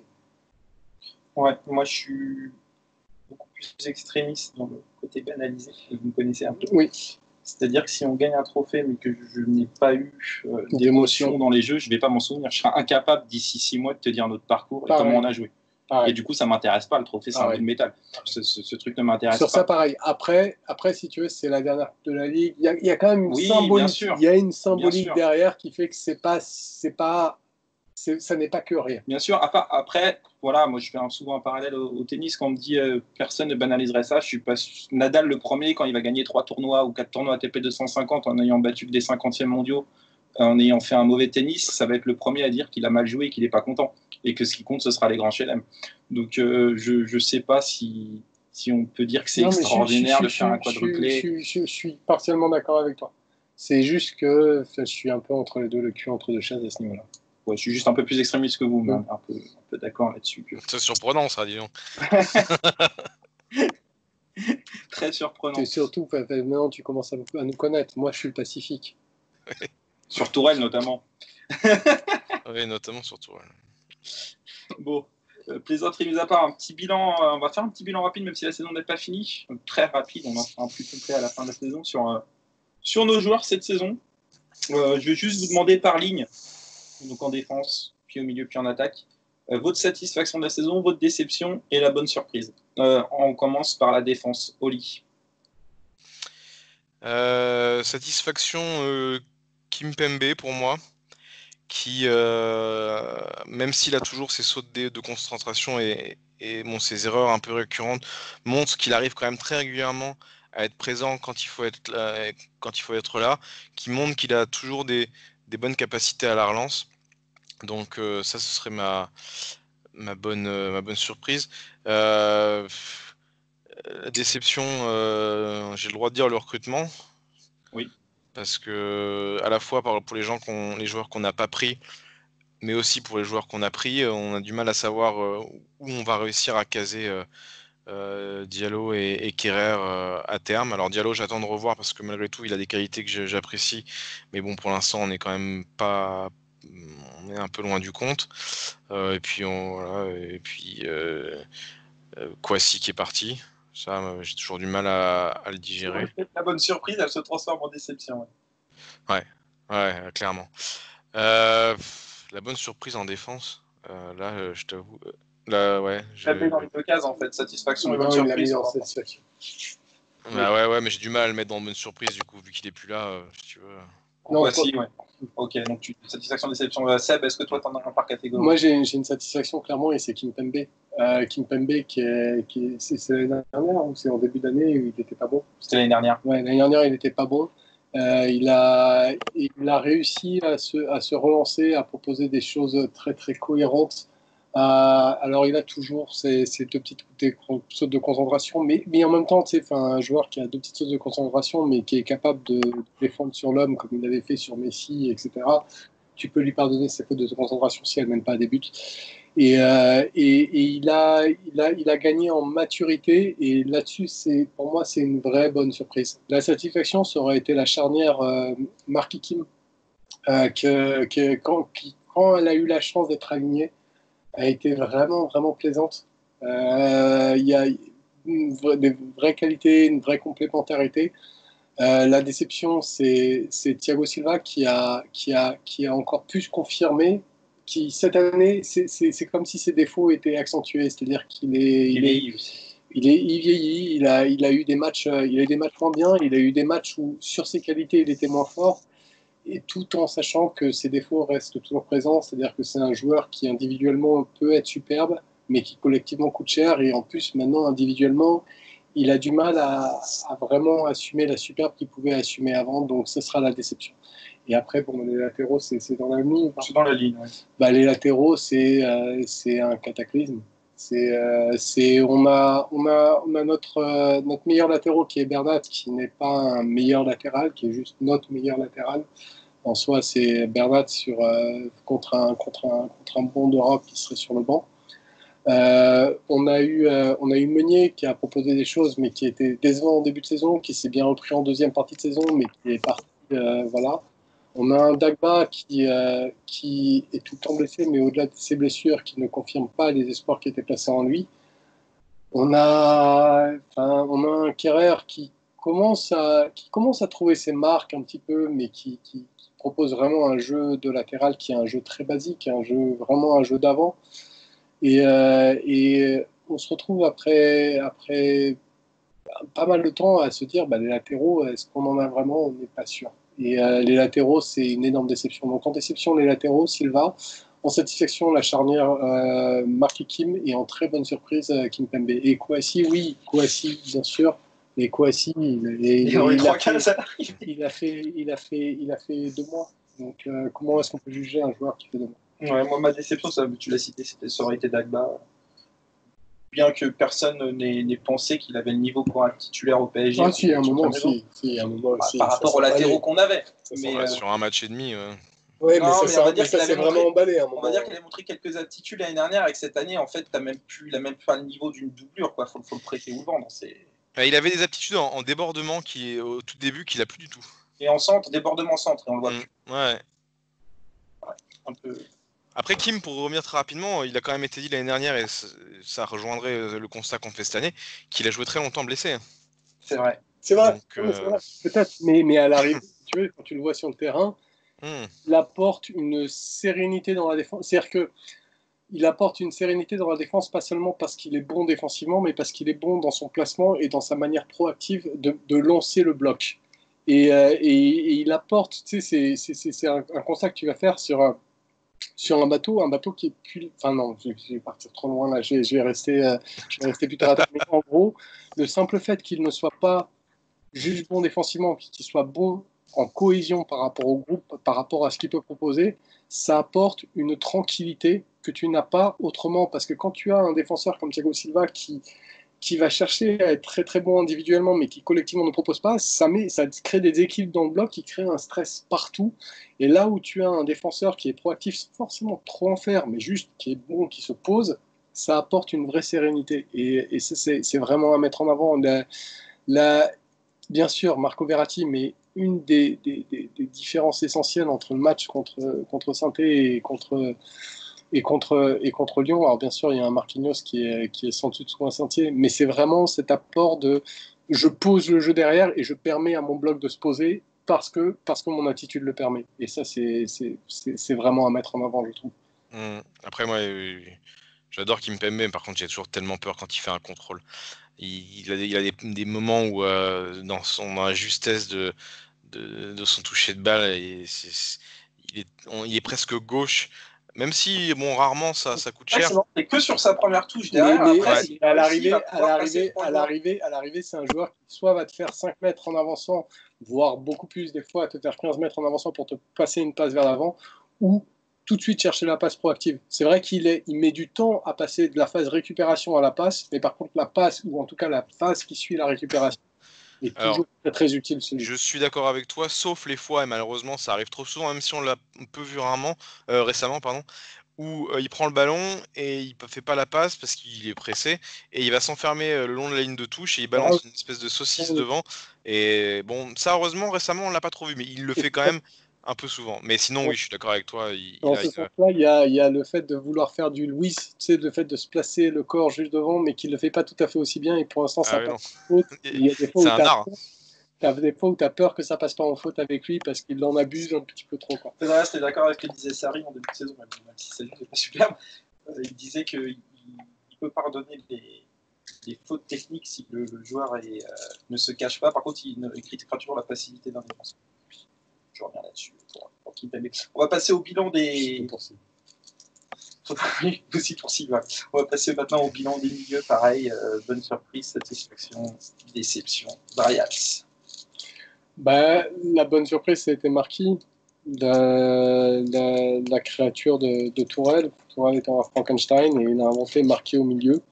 Et c'est vrai que Marquis a sorti des vraies masterclass à ce niveau-là, quoi. Des grosses masterclass. On parlait tout à l'heure de sa capacité à avoir des passes longues et être un des meilleurs joueurs européens dans ce niveau-là. On peut parler, alors après il y a eu des matchs plus inégaux, mais on peut parler de son match contre Manchester où c'était l'année dernière. Pogba, ouais, mais peut-être, mais Pogba il le met dans sa poche. Il y a vraiment, il y a eu une explosion de l'éventualité de marquer au milieu, où on en est arrivé à un point où au début on était tous en train de se dire il est au milieu pour dépanner, et aujourd'hui on est en train de se dire en fait on a peut-être un bon milieu en fait. Ouais. Et il y a eu voilà, et ça s'est installé petit à petit, il y a eu un shift, et maintenant c'est presque une évidence en fait. Et pour ça c'est une excellente surprise. Après Kouassi, c'est la stratosphérique surprise et la stratosphérique déception. Et après, j'aurais du mal à mettre Marco Verratti en satisfaction. Je sais qu'il sort d'un match dantesque, mais Marco Verratti, ça a été peut-être la saison de trop de ses incapacités, de son incapacité à se placer. Il y a eu vraiment un moment où Marco Verratti a eu une fatigue. Alors après, la problématique quand on dit ça avec Marco Verratti, c'est qu'on parle de notre meilleur joueur au milieu, de très très loin, et donc tu peux pas envisager un monde sans Marco Verratti à l'heure actuelle avec ce que tu as. Mais ça a été, enfin, on est dans un joueur qui est censé prendre de la bouteille depuis 6 ans. Alors il l'a fait là sur un match, mais on aurait aimé qu'il le fasse sur la saison, et malheureusement il l'a vraiment pas fait sur la saison, et il y a eu beaucoup de saisons. Mais ce serait beaucoup trop dur de le mettre en déception. Mais c'est pas assez pour le mettre en satisfaction. Et après, ben, l'immense déception, c'est Gay, c'est Idrissa. C'est un joueur où je me suis dit peut-être qu'il a certaines qualités à un moment, mais c'était un moment, c'était il y a longtemps, et je me souviens plus pourquoi je me suis dit ça en fait. C'est que dire de plus. Et après, Paredes, Paredes, il est égal à lui-même, il est ni en déception ni en satisfaction, il est égal à lui-même, il n'y a pas grand-chose à en dire malheureusement. Oui.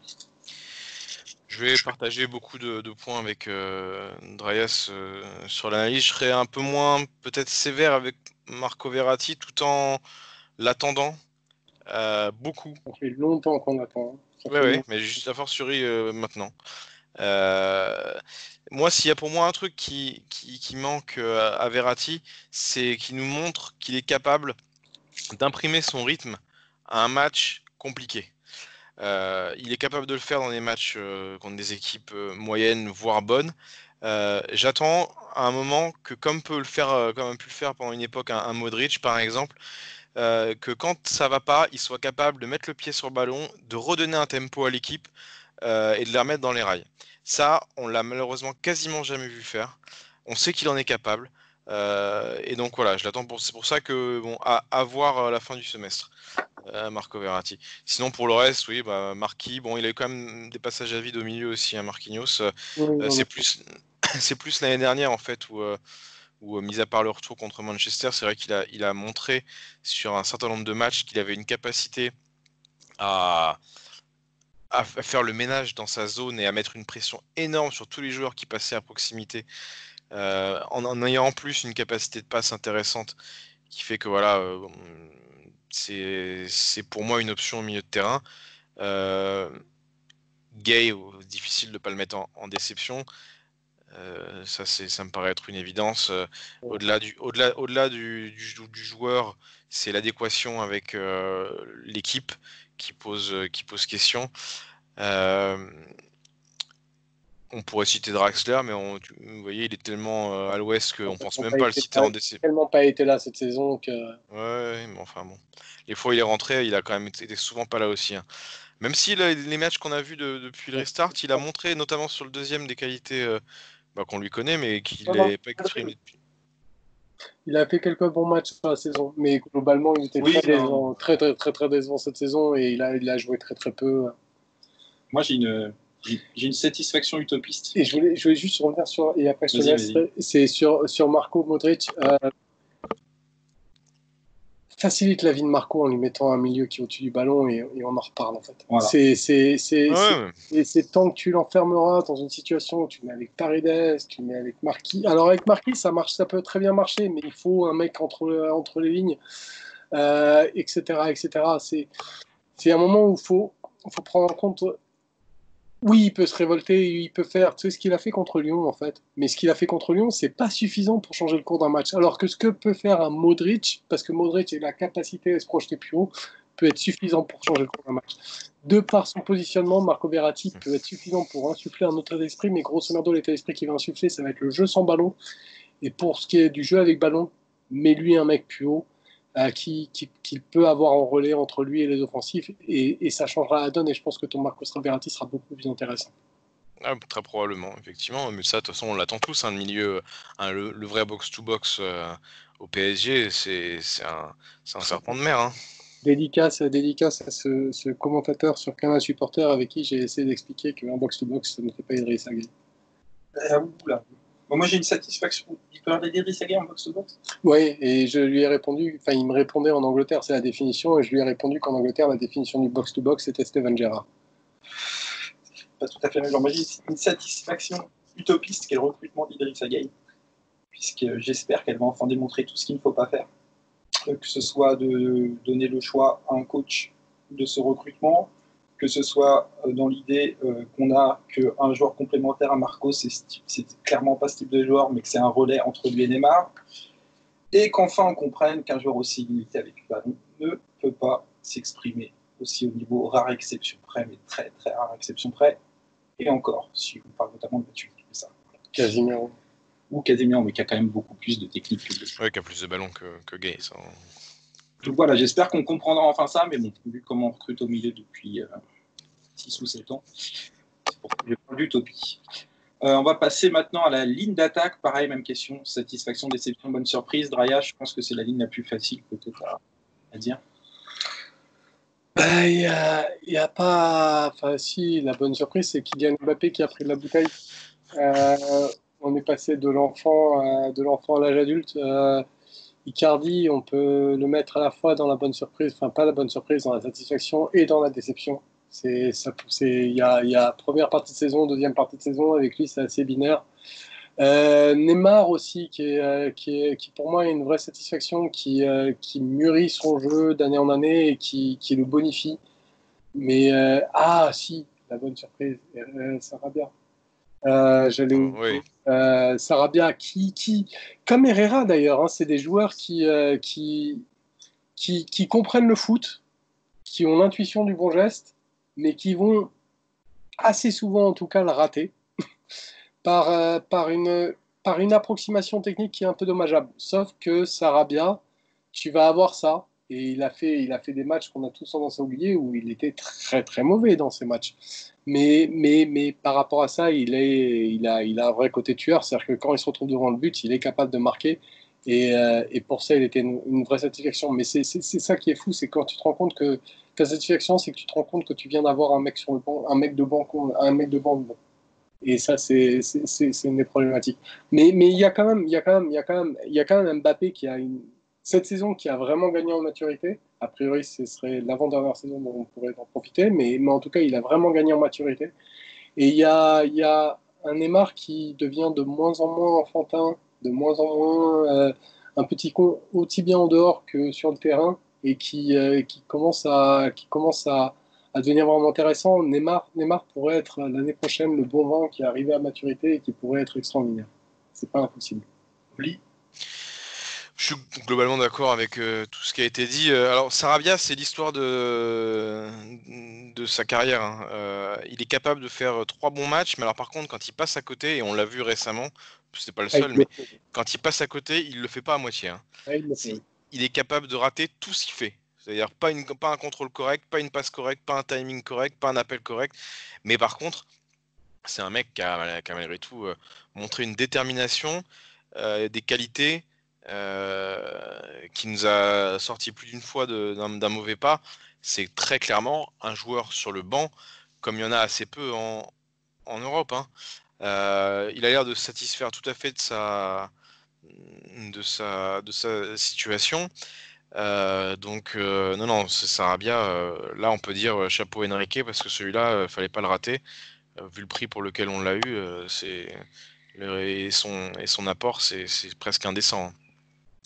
Après, Neymar, effectivement, c'est plus son attitude, moi, que je mettrais en satisfaction. Parce que le joueur, c'est un joueur fabuleux, donc j'en attends pas moins de lui. Et j'en attends encore plus pour la fin de saison. Mais effectivement, je trouve qu'il commence à montrer plus en plus d'investissement d'une part. On le voit et sur le terrain et en dehors. Et puis, cette volonté... On peut reprocher beaucoup de choses à Neymar, mais l'égoïsme, pas du tout. Et ça, je pense que les gens qui sont un peu honnêtes sur Neymar le voient, contrairement à l'image qu'il a pu avoir en partie à cause de ses tentatives de départ. Mais c'est un joueur qui, je pense, a un réel plaisir à faire jouer les autres et à donner le bon ballon. C'est un passeur, pour moi, je pourrais jamais dire à quel point la qualité de passe de Neymar est sous-cotée. C'est un passeur fabuleux des 2 pieds. C'est le seul au monde pour moi qui est capable de faire ça. Il y a d'autres joueurs qui ont une qualité de pied. On peut citer De Bruyne, on peut citer Messi, mais des deux pieds, il n'y en a aucun autre. Allez, Pogba est encore dans le jeu court, Pogba est moins bon. Donc pour moi, c'est peut-être le meilleur passeur au monde si tu prends en considération ces deux pieds. Et on sent qu'il aime bien le faire. Et on sent que s'il y a un ballon de but à donner, s'il estime qu'il faut donner, il donnera. Et ça, mine de rien, par rapport à l'image qu'on pouvait avoir de Neymar, c'est une excellente chose. Icardi, j'ai rien à rajouter par rapport à ce que Drias a dit, à la fois une satisfaction et une déception. Et voilà, et Di Maria, faut juste qu'il sorte de ce mauvais pas parce que mine de rien, ça reste quand même un joueur qui a ses défauts, mais qui lui aussi peut être décisif, même s'il est dégueulasse tout le match, il peut sortir une passe D et une frappe enroulée, donc il arrive quasiment toujours à sauver les meubles. J'avais oublié Di Maria. Di Maria, c'est un petit peu ce qu'on peut dire sur Icardi, mais d'un match sur l'autre en fait. C'est un coup déception, un coup satisfaction, tu tires une pièce et puis de quel côté elle tombe et puis voilà. Et en plus, ce qui est fou avec Di Maria, c'est qu'il peut être une déception dans les grands matchs et une satisfaction dans les grands matchs, ou une déception dans les petits matchs et une satisfaction dans les petits matchs. Il n'y a pas de logique. Tu parlais de la qualité de passe de Neymar. La qualité de passe de Di Maria, quand il est bien luné, elle est surréaliste. Il est capable de des angles de passe qui sont d'une beauté, qui sont d'une poésie. Alors c'est pas du Pastore, mais on n'en est pas loin quoi. Et mais la problématique c'est que voilà, il va sortir un match comme ça, un tous les 4 matchs. Il va y avoir un autre match où il va être dégueulasse, mais il va te mettre un but venu d'ailleurs. Et il va y avoir 2 matchs où il sert à rien. Et c'est fatigant à la longue, c'est chiant. Du coup, question projection, Maria, c'est ce qu'il faut se séparer de Di Maria ou arrêter de construire autour de lui? Alors, arrêter de construire autour de lui, c'est sûr. Se séparer de Di Maria, c'est bien trop tôt parce qu'il y a vraiment des énormes problèmes ailleurs. Par rapport à ce que disait Oli, il y a un moment, j'avais envie de crier, mais pourquoi ne pas essayer de l'installer en 8, parlant de Neymar? Mais bon, après, tu te prives de sa capacité à marquer, quoi, qu'il est capable de mettre des mines de 25 mètres, peut-être pas, par rapport à un Pogba qui lui est capable de mettre des mines de 25 mètres, mais par contre, de 20 mètres, il est capable de t'en mettre sans aucun souci, et ça serait une solution. Mais ouais, Di Maria, c'est trop tôt pour lui dire au revoir. C'est juste que t'as des chantiers mais monstrueux dans cette équipe. Le milieu de terrain, les latéraux, le goal, on ne peut pas en parler, etc. Il y a vraiment trop de chantiers pour se dire tiens, Di Maria, c'est bon, on n'a plus besoin de lui. Je vais reformuler la question autrement pour toi, Oli. Est-ce qu'il faut arrêter de faire de Di Maria un indiscutable? Ça, oui. Alors oui, si on change de système. Mais alors pour quel système? En fait, moi, le gros problème que j'ai dans les projections par rapport au PSG, c'est que tout va dépendre de quand on vend Neymar et quand on vend Mbappé, et parce que ça va tout changer. Déjà, on va avoir une somme d'argent colossale à réinvestir, et puis ça va changer toute la manière de jouer.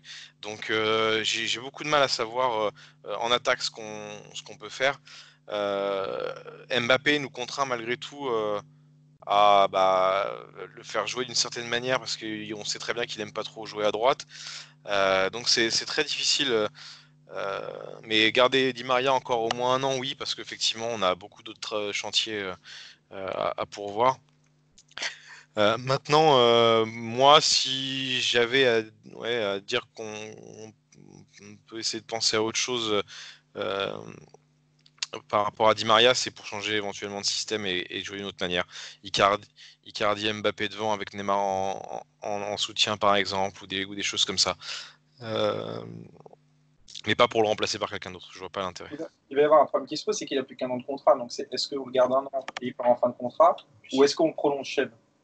On le garde un an, il part en fin de contrat. Okay. Bon, comme un peu Silva ou Cavani, quoi. C'est des gens qui ont fait leur temps. C'est un des joueurs qui ou même Libra, le vendre, tu vends Di Maria, t'en tires 20 millions.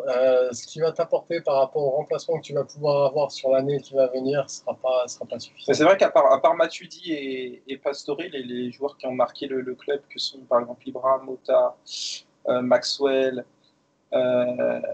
qui d'autres, Silva et Cavani maintenant, sont des joueurs qui partent en fin de contrat. J'ai l'impression que c'est un peu le mode Paris.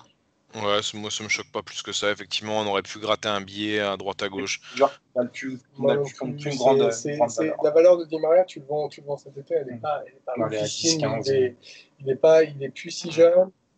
Son image est. Ah, il part, hein, mais pas de Ouais, il n'y manière a ouf. aucun gros club qui lui proposera 4 ans de contrat. Avec, et le remplacement que tu peux retirer de l'argent qu'il y a n'en vaut pas la chandelle. Il vaut mieux profiter de son année et l'année prochaine. Et, donc, pour qu'il reste contre sa prolongation. Okay. On va passer maintenant au match qui nous intéresse tous. Atalanta s'approche. on a pris notre temps, c'est ça le suspense. Alors, c'est une double question, même si la première est forcément logique. Le retour possible de Mbappé qui, selon approche, aurait 90% de chances d'être là. Change-t-il tout la physionomie du match? Et est-ce que pour vous, la composition... Alors, vous allez me faire une composition que vous pensez que mettrait Tourelle si Mbappé est apte et si Mbappé n'est pas apte. Est-ce que pour vous, elle est déjà connue, connaissant Thomas Tuchel? Oli. Alors, pour moi, si Mbappé est pas là, ça me paraît... enfin, il y a le problème de Bernat, mais bon. Je pense, j'espère en tout cas, qu'on verrait alors probablement Kerrer à droite, Silva, Kimpembe, Bernat, on va dire Herrera, Verratti, Marquis au milieu, et puis Neymar, Icardi et Sarabia devant. Maintenant, si Mbappé est là, pardon, il y a deux choix. Effectivement, moi j'aurais tendance à rester en 4-3-3, à faire un bricolage pour que Mbappé joue devant avec Icardi et Neymar, et garder Sarabia en joker pour avoir un attaquant sur le banc, parce que mine de rien, avec les 5 changements, le coaching va être très important, et que si on met 4 attaquants dès le coup d'envoi, on se retrouve complètement à poil au niveau des remplacements en attaque, et s'il y a un problème, c'est quand même bien de faire rentrer un Sarabia qui a montré en plus qu'il pouvait être très intéressant en remplacement. Donc en fait, j'aurais tendance à faire un 4-3-3 dans les deux cas, un peu organisé différemment devant si jamais c'est Mbappé et pas Sarabia, mais voilà. Alors après, est-ce que c'est déjà l'idée que Tourelle a ça, malheureusement, j'en sais rien. Seb, qu'est-ce que tu penses que Tourelle a comme idée? Sans Mbappé, c'est la ligne elle est simple. C'est le milieu qu'on a connu avec l'attaque qu'on a connue et le suspense se situe au niveau des latéraux. Et, voilà. Bernat est revenu à l'entraînement. Oui, voilà. Est-ce que machin, etc. J'espère qu'on va pas y aller avec Bakker. C'est pas contre lui, hein, mais c'est juste qu'il n'a pas le niveau. On aura peut-être Diallo avant Bakker. Hein. Mais et si Kylian est là, je ne sais pas ce que Tourelle ferait. Moi, ce que j'aimerais, ce serait un 4-4-2 en losange avec Neymar en 10, avec Icardi. Comme de la même manière que Oli, j'aurais tendance à laisser Sarabia sur le banc et j'aurais Marquis au milieu, Marco à gauche et Herrera à droite avec Neymar en 10 et Icardi et Mbappé devant. Voilà, c'est comme ça que je partirais. Mais après, est-ce que ce ferait Tourelle? J'en sais rien, j'ai renoncé à comprendre ça. Alors moi, je suis quasi persuadé que si Mbappé est apte, Tourelle sort Icardi et met Mbappé en pointe et Sarabia à droite. C'est pas impossible, ouais. Je pense qu'il le fait parce que le niveau actuel d'Icardi, Tourelle n'est pas un fan absolu d'Icardi. Et je pense que moi, d'ailleurs, je ferais la même vu le niveau malheureusement actuel d'Icardi. Je ne mettrai évidemment pas son milieu qu'il nous mettra. Pour moi, il n'y aura pas de bonne surprise. Je pense qu'il va nous remettre Marquis, Gay et Marco à nos risques et périls. Peut-être à notre plus grand drame. On verra. Mais attention, parce qu'Atalanta a vraiment une période de doute en ce moment. Et toi, tu as regardé un peu les matchs de l'Atalanta au début et maintenant, t'en penses quoi justement? Je les ai moins regardés récemment, mais ils étaient en train de tuer tout sur leur passage. En mode, c'était en mode s'ils marquaient pas 4 buts, c'était surprenant en fait. Ils s'en prenaient un souvent, mais et encore. Et ils ont un peu marqué le pas. Il y a la pression du résultat. Faut pas oublier que c'est une jeune équipe, enfin pas jeune, mais une jeune équipe qui, en tout cas, au haut niveau, etc. Ils ont des couacs avec le bug avec Ilicic. Dépressif selon le Covid, à cause de la période du Covid. Il y a des blessures, Ilicic qui est quand même dans la liste Ligue des Champions, hein. Faut quand même le préciser. Oui. Ah, il a été mis. Ouais, ils l'ont mis. Alors après, est-ce qu'ils attendent un miracle ou est-ce qu'ils font de l'intox, j'en sais rien, mais voilà, il est quand même sur la liste Ligue des Champions. Mais en tout cas, c'est une équipe qui avait une vraie mainmise sur ses matchs. Et si la mainmise est si la capacité de presser, les capacités de permutation n'ont pas disparu, cette impression d'une équipe injouable a un petit peu disparu depuis 3 semaines à peu près. Alors, je te rends est-ce que tu ne penses pas que on a aussi la Juve qui marque beaucoup de pas, tu ne penses pas que ces deux équipes ont atteint très vite leur objectif, à savoir le titre de champion pour la Juve et la Ligue des Champions pour l'Atalanta, qu'elles ne sont pas dans une espèce de gestion? C'est possible, je suis un maître en beauté mais pas en futur. Je ne suis pas une Cassandre. Je ne sais pas. Je constate juste que. Et après, il y a, si tu veux, tu vois, il y a la Juve. C'est deux scénarios qui sont complètement différents. La Juve, c'est le vieux Briscard, etc., etc., etc. C'est l'équipe qui est capable d'économiser ses forces. L'Atalanta n'a pas cet agenda, n'a pas ce programme-là dans leur anticipation. On a vu un coach qui a pas mal tourné ces derniers temps. Il a pas mal tourné, mais au-delà de ça, c'est quelque chose dans la dynamique. C'est une équipe qui est jeune et il est possible sans trouver etc. que elle marque un peu le pas. On verra.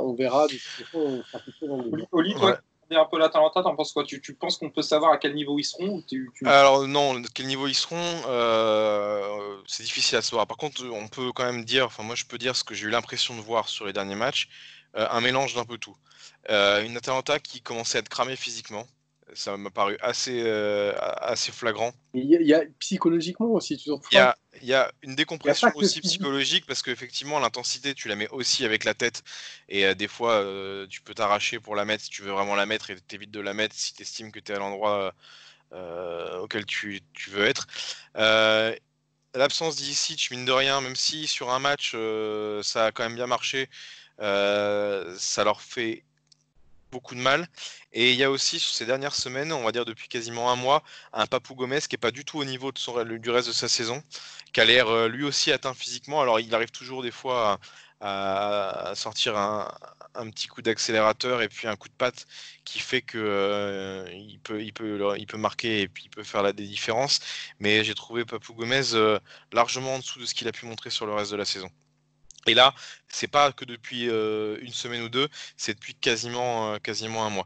Donc tout ça pour dire que au début du restart, il a fait des très gros matchs. Au début du restart, il a fait des très très très gros matchs. Notamment contre la Lazio, mais il parle sur les 3-4 dernières performances. C'est les 3 dernières semaines vraiment où il y a eu un déclic parce que le début du restart, là, elle était injouable Atalanta quoi. Et notamment Papou Gomez qui était au four au moulin, il était en 6. Parce qu'ils ont Ilicic, il était en 6, il était en 10, il était incroyable au début du restart. Ilicic a joué depuis le restart, hein. Il a joué contre la Juve, je crois, mais et sinon, il n'y a pas eu une période où il a fait un match, je crois. Peut-être, j'ai l'impression qu'on a dit qu'il était blessé, qu'en fait, à l'arrivée, c'était une dépression, mais je me trompe peut-être. Je crois qu'il a fait 2-3 matchs, alors je sais pas s'il était titu, mais je suis quasiment sûr de l'avoir vu sur le terrain.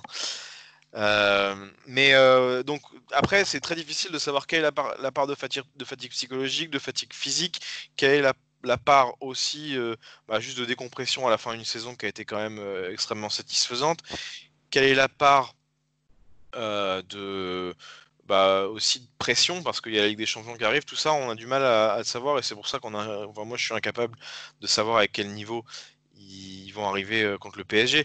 Mais ce qui est sûr, c'est contrairement à ce que Gasperini je sais plus quel c'est le joueur de l'Atalanta qui a dit la même chose, c'est beaucoup mieux d'arriver en Ligue des Champions en ayant gagné les matchs d'avant, et même en ayant mal joué qu'en ayant mal joué et en les ayant perdus.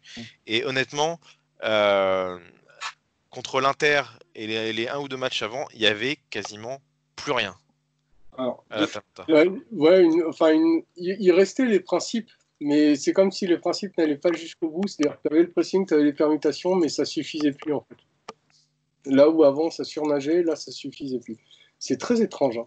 Alors, deux petites choses, effectivement, Oli, tu as raison, il a joué. Il est rentré les 3 premiers matchs parce qu'il était de retour de blessure. Il a joué 13 minutes, 10 minutes, puis 30 minutes et il a joué 58 minutes contre la Juve. Ilicic. Ouais, c'est ce qui me semblait. Ouais, mais il a fait qu'une titularisation. Pour revenir à l'Atalanta et l'aspect mental, je suis à la fois d'accord, à la fois pas d'accord. C'est que, mine de rien, bon, là, ils ont perdu contre l'Inter, mais les matchs d'avant, ils arrivent à le retourner, que ce soit contre Parme où ils sont menés 1-0, que ce soit contre Milan qui est en pleine forme. Ils sont menés 1-0, ils ratent un penalty, ils arrivent à reprendre le contrôle du match et à égaliser. En deuxième mi-temps. Oui, mais en dominant. Ouais, enfin un coup sur un coup franc avec le mur qui se désagrège. Et l'autre sur le match, l'Atalanta domine le Milan. Sur la deuxième mi-temps, vraiment, parce que sur la première mi-temps, ils se font bouffer dans tous les compartiments du jeu. Et après, effectivement, il y a ce match contre l'Inter. Il me semble que tu l'as vu, Oli. Ouais, moi je les ai trouvés complètement à l'ouest, mais après c'est le dernier match de la saison, ils jouent plus grand chose, bon ça peut s'expliquer aussi, ça présage pas forcément grand chose, mais j'ai vu sur l'Atalanta, j'ai vu plus que... Pardon, excuse-moi Oli, mais il jouait plus la deuxième place sur le dernier match. Il y avait confrontation directe avec l'Inter et je crois qu'il passait devant l'Inter si il gagnait. Si au niveau des... au niveau des poules, ouais, au niveau des chapeaux. Au niveau des... Non, au niveau du chapeau, c'est que le champion. Et puis, au niveau des répartitions des droits télé, déjà, ça change beaucoup. Mais je pense que les joueurs, une fois qu'ils ont atteint leur objectif, ils s'en foutent un peu. Oui. Et contre qui ils ont joué l'Atalanta où je les ai trouvés aussi particulièrement médiocres? Ouais, peut-être, ouais. Le match ils arrivent à gagner 2-1 en faisant rentrer les 3-4 titulaires qui étaient sur le banc, mais où ils sont ballottés une bonne partie du match. Ouais, c'est ça. Ils marquent et ils gagnent sur un coup franc de Malinowski et sur un exploit individuel de Gomez. Ouais, il y a le coup franc de Malinowski. Peut-être après, j'ai pas vu le match, mais j'ai vu le récit. C'était un coup franc de Malinowski. Il y a Martinelli qui a donné des pistes sur comment l'Inter a déjoué le pressing de l'Atalanta, notamment le fait que l'Atalanta a un pressing, on va dire, individualisé, sauf sur le gardien et Andanovic qui cherchait beaucoup de jeux longs sur Lukaku. Oli, toi qui as vu le match, est-ce que tu confirmes ce point? Alors, je confirme, mais malheureusement, ces trous-là, ils n'existeront peut-être pas s'ils viennent avec d'autres intentions contre le PSG. Ils étaient quand même dans leur pressing, dans leur marquage, beaucoup moins efficaces que ce qu'ils l'ont été par le passé, ce qui fait que on peut peut-être douter que avec l'énergie de la C1, ils fassent la même chose. Mais ceci étant dit, effectivement, ils ont un rideau et demi très dense. Et c'est flagrant qu'il y avait aux alentours du rond central un gros trou parce qu'il n'y a personne et parce qu'ils font sortir un des centraux. Et Lukaku a pu en profiter en jouant en pivot ou pas d'ailleurs, hein, parce que tout le monde dit qu'il joue en pivot, mais finalement il récupère assez de ballons qu'il joue en pivot. C'est juste qu'il attaque le ballon en premier, chose que peut faire très facilement Neymar aussi, arriver devant le central pour prendre le ballon, s'orienter et lancer Mbappé en profondeur. Ça peut très clairement être un plan de jeu pour le PSG contre l'Atalanta. Moi, je pense que Neymar, de toute façon, va être voué à jouer assez bas. Alors, on va espérer qu'il joue pas en 6, mais qu'il joue quasiment en 8-10 et qu'il essaie de lancer Mbappé devant. Le problème, c'est qu'il faudrait aussi pouvoir lancer des latéraux et ça... un autre problème. Andreas, puisqu'on peut en parler, puisqu'on a le droit d'en parler, de notre gardien, est-ce que ce serait un plan viable, nous, si jamais l'Atalanta reproduisait ce schéma d'aller chercher en sautant les lignes de la ligne de derrière? A-t-on le droit d'en parler? Bien sûr, je te laisse l'autorisation. Ouais, mais est-ce que je me laisse l'autorisation, moi, d'en parler? Parce que... Au pire, tu sais, on aura 1h30 de podcast, les gens éteindront à ce moment-là. C'est possible, mais dire pas forcément du mal, mais ne faire qu'une seule remarque sur Navas, c'est un jeu risqué. Mais oui, il y a c'est très intéressant ce que disait Oli, mais je pense que même avec leur pressing, même quand leur pressing est OP, ils sont très vulnérables sur les passes très longues. Ils sont extrêmement vulnérables là-dessus, même quand ils sont à leur meilleur. Et c'est énorme à exploiter. Et pour en revenir à ce que disait Basso, c'est vrai que l'Inter a surabusé de la capacité au jeu au pied du goal de l'Inter. Arme qu'on n'aurait pas. Voilà, il me fait parler de Navas, il veut que je dise du mal de Navas, c'est pas moi. Je me décharge complètement de sa responsabilité. Navas est un sublime gardien sur sa ligne, on ne peut que en dire du bien. Mais c'est vrai qu'au pied, il n'est pas idéal. Et, il n'est pas idéal pour deux raisons. Déjà parce qu'il n'est pas capable de trouver des attaquants ou capable de faire des relances au pied qui peuvent être intéressantes offensivement. Il n'est pas idéal parce qu'il est incapable de faire des sorties à l'image d'un Neuer, à l'image d'un Ter Stegen, à l'image de pas mal de goals maintenant. Mais c'est surtout qu'il est dommageable parce qu'il a un jeu au pied qui est c'est un calamiteux, quoi. Tu comprends que Anton Navas est le meilleur du monde des goals, un peu à l'ancienne. Voilà, mais tu comprends pourquoi il est devenu goal. C'est-à-dire que dès le début, il était très mauvais avec pied.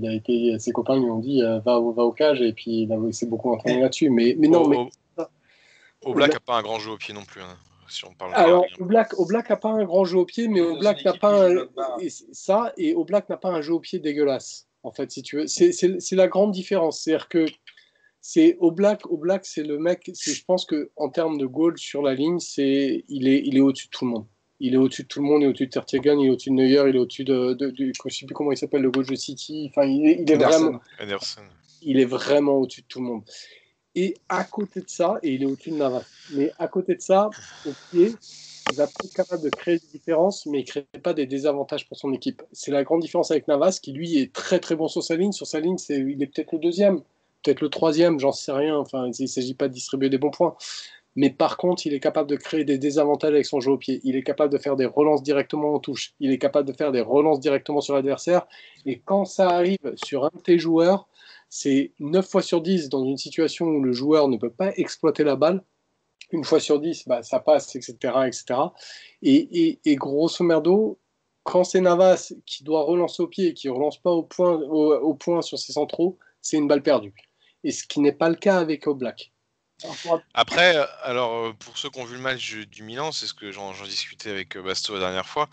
Les ballons que mettait Handanovic sur Lukaku, c'était pas des ballons longs, enfin pas vraiment des ballons longs, c'était des passes plats du pied, plein axe, qui sont quand même pas au niveau footballistique extrêmement difficiles. Donc est-ce que malgré tout Navas pourra réussir à faire ça ou pas? Non. C'est là où j'allais appuyer les propos d'Arias, c'est que quand on entend jeu long d'un gardien, on a tendance à penser vraiment à un jeu de gardien, c'est-à-dire une cloche qui arrive.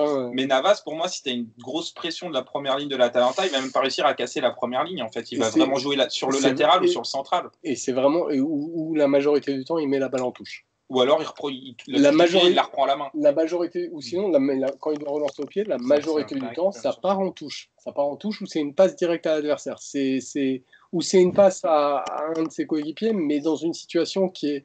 Enfin, les passes positives de Navas, il y a forcément eu sur la saison. Il en a à la main. Alors que, des relances à la main de 50 mètres. Alors que chez Oblak, t'en as. Et t'as pas de passe ratée chez Oblak. T'as des passes assurées qui sont basiques. T'as pas un jeu flamboyant au pied, mais t'as pas de passes ratées. Et alors que chez Navas, elles sont légion, les passes ratées. Pour moi, Navas, il a le même niveau de jeu au pied que Lloris.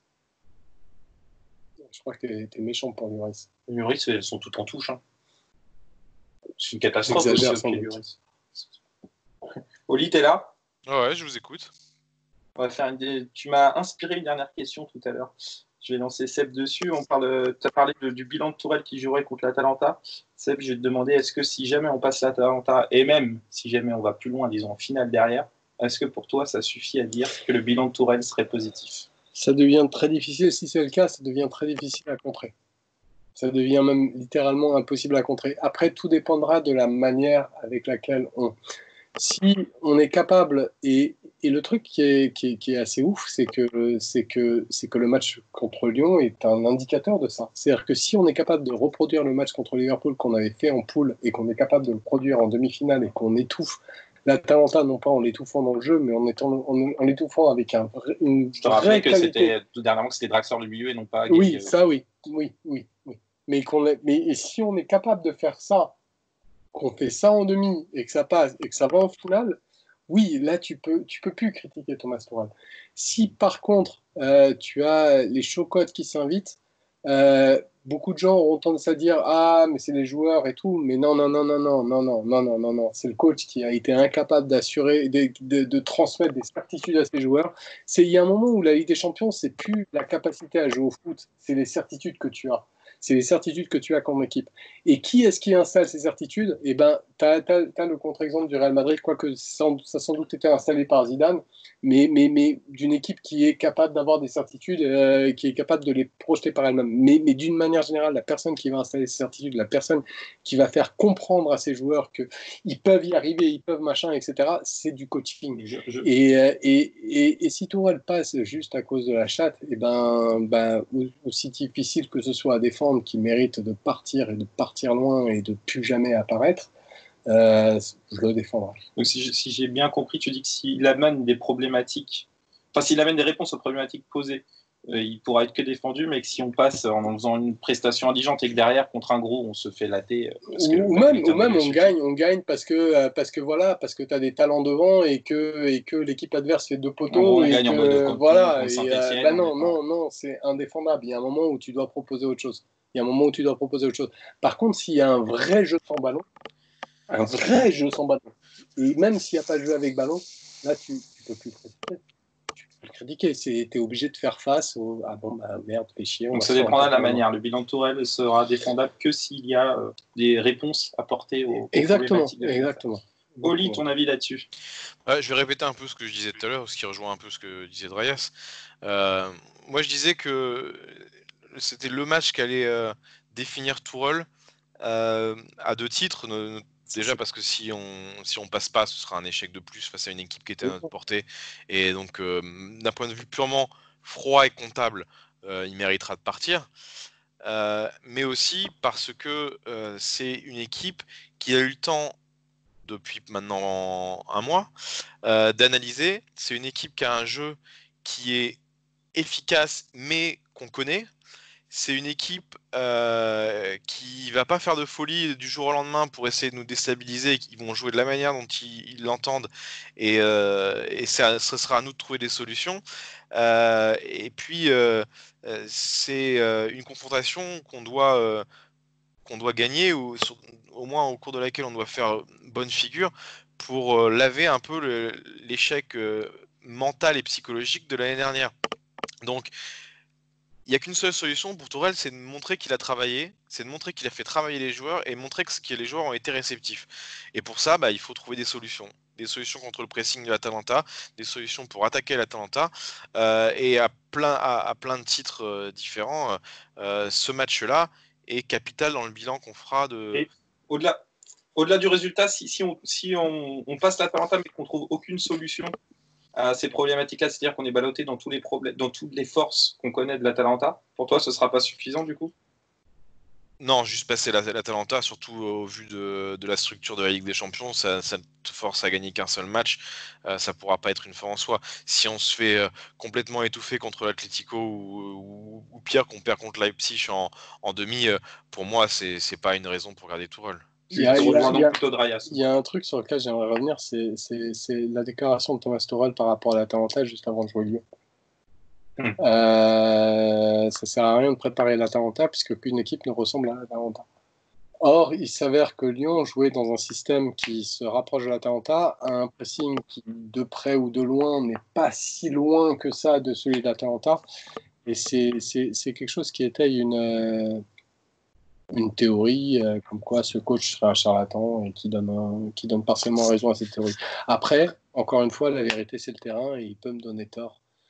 Même si franchement, j'espère pas qu'il va me donner tort. Ce que je souhaite en fait, c'est qu'on gagne en jouant de manière dégueulasse, qu'on aille jusqu'au bout de la Ligue des Champions, qu'on la gagne, mais qu'on joue de manière complètement dégueulasse.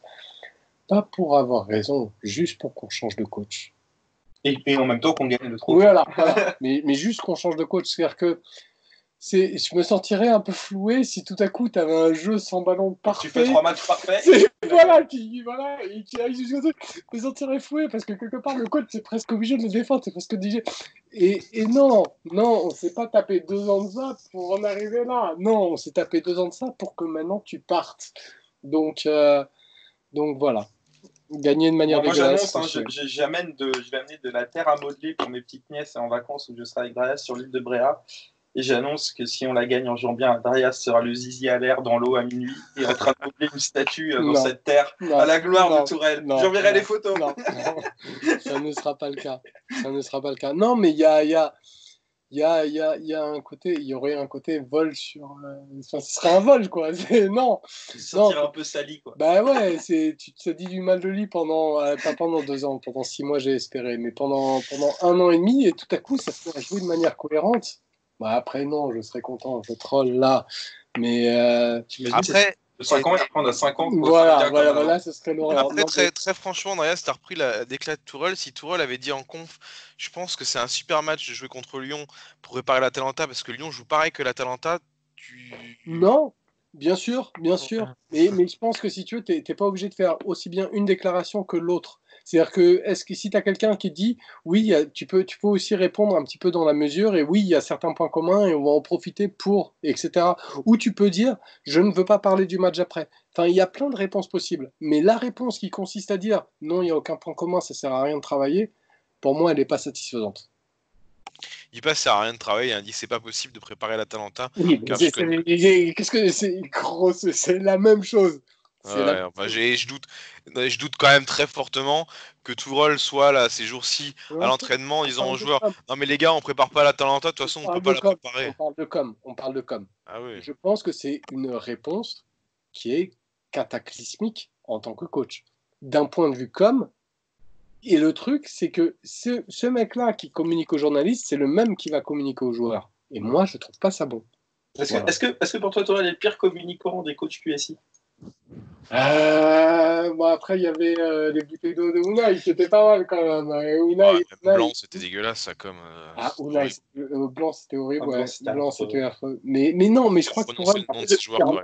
Carlo, en communication, n'est pas gâté. Je pense que Tourelle est pire. Je pense que Tourelle est pire parce que ce serait un petit peu comme Blanc avec des espèces d'excitation en mode.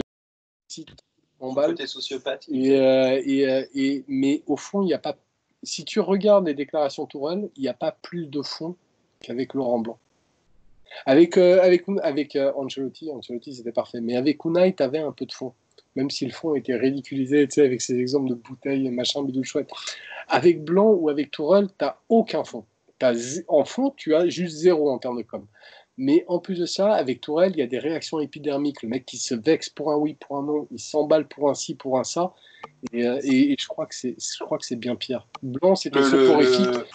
On se souvient notamment l'accident après United. Blanc, pendant 3 mois, c'était un accident. Oui, voilà. Ces guerres contre Enrique Blanc, c'était soporifique. Unai, c'est insupportable. Tourelle, c'est insupportable. Tourelle, oui, pardon. Parce que Olivier M sort de ce corps. Autant compris. Oli, tu veux réagir là-dessus? Pas vraiment. Non, pas en fait. Non, moi, je suis assez peu attaché à la com des coachs, pour être tout à fait honnête. C'est important quand même aujourd'hui, Oli. Dans le monde actuel, dans etc. Et puis ça te raconte. Tu vois, tu prends un coach, un mec comme Guardiola. Il a une communication et tu sens que cette communication qu'il a envers les journalistes, elle est dans une direction qui est dans la communication qu'il a vers ses joueurs. C'est-à-dire que l'indication de la manière va ressortir sur les joueurs. Ça, et puis d'une manière générale, l'attitude qu'il a raconte un petit peu l'attitude qu'il a vis-à-vis des joueurs. C'est-à-dire que les joueurs en ressortent quelque chose de positif. Et là, quand tu as un coach qui envoie des mix signals, qui truc, qu'est-ce que les joueurs peuvent en ressortir? Parce que les joueurs, ils reçoivent le message du coach directement, mais ils reçoivent aussi les messages des médias, ils reçoivent les messages des potes qui ont dit, t'as vu ce qu'a dit le coach, les messages de machin, des trucs. Et je pense pas que tu puisses, dans le monde actuel, juste, peut-être que toi, c'est ton élection en tant que personne, dire ça m'intéresse pas, mais je pense pas que, si tu veux analyser, je pense pas que ce soit si dénué de sens, en fait.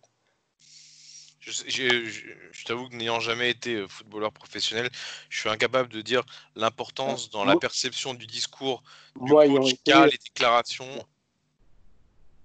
Moi, ayant été footballeur professionnel de très haut niveau, dans une sphère que personne connaît, je peux te dire que c'est important, d'abord. Et j'insiste. Le pied gauche de Jean-Yves Maurice avec... je crois que je connais 2-3 joueurs pro de faible niveau, mais je pourrais quand même leur poser la question un jour, savoir comment ils le perçoivent eux. Ce serait pas pareil, parce que si tu veux, les joueurs que tu connais, l'exposition médiatique est pas la même. C'est pas commenté dans l'équipe, c'est pas commenté sur Twitter, c'est pas commenté dans machin, ça revient pas par des messages, des trucs, des bidules. C'est pas la même. C'est vraiment pas la même. On fera un bilan plus complet de Tourelle à la fin de de cette Ligue des Champions. On va finir par un petit pronostic sur ce match contre l'Atalanta, Oli. Allez. 3-1 pour le PSG. Seb. PL Atalanta, pronostic 2-1 pour Paris après prolongue. Moi, si Seb est la quintessence de la beauté, enfin non pas Seb, Brian d'ailleurs, puisque ça ne marche plus, moi je suis la quintessence du bon pronostic généralement en Ligue des Champions pour le PSG. Donc je ne dirai rien, puisque je ne sens pas très bien ce match, donc je préfère me taire pour ne pas porter la poisse. Donc je ne dirai rien. Sage décision. Voilà, ça t'évitera quelques insultes sur Twitter aussi en plus. Donc, Oh, ça j'ai l'habitude, t'inquiète. Ce n'est pas mon problème, au contraire. Il les récolte, lui. Hein. Je les aime. Critiquez-moi. Non, mais on verra. On pourra. Le prochain podcast, donc, on verra si Paris est encore en lice dans cette Ligue des Champions ou si Paris a terminé cette saison. Ce sera des nôtres, Oli. Oui, probablement. Ouais. Eh bien, et nous en parlerons de l'île de Bréa en vacances, sur une petite tourelle, une petite bière à la main, avec un ciel étoilé. Ah, quel bonheur. Non, mais bref, merci de nous avoir suivis jusque-là et on espère qu'on se retrouvera après une victoire contre Atalanta. Merci à tous. Ciao. Merci à tous. Encore là, bravo. Ciao tout le monde.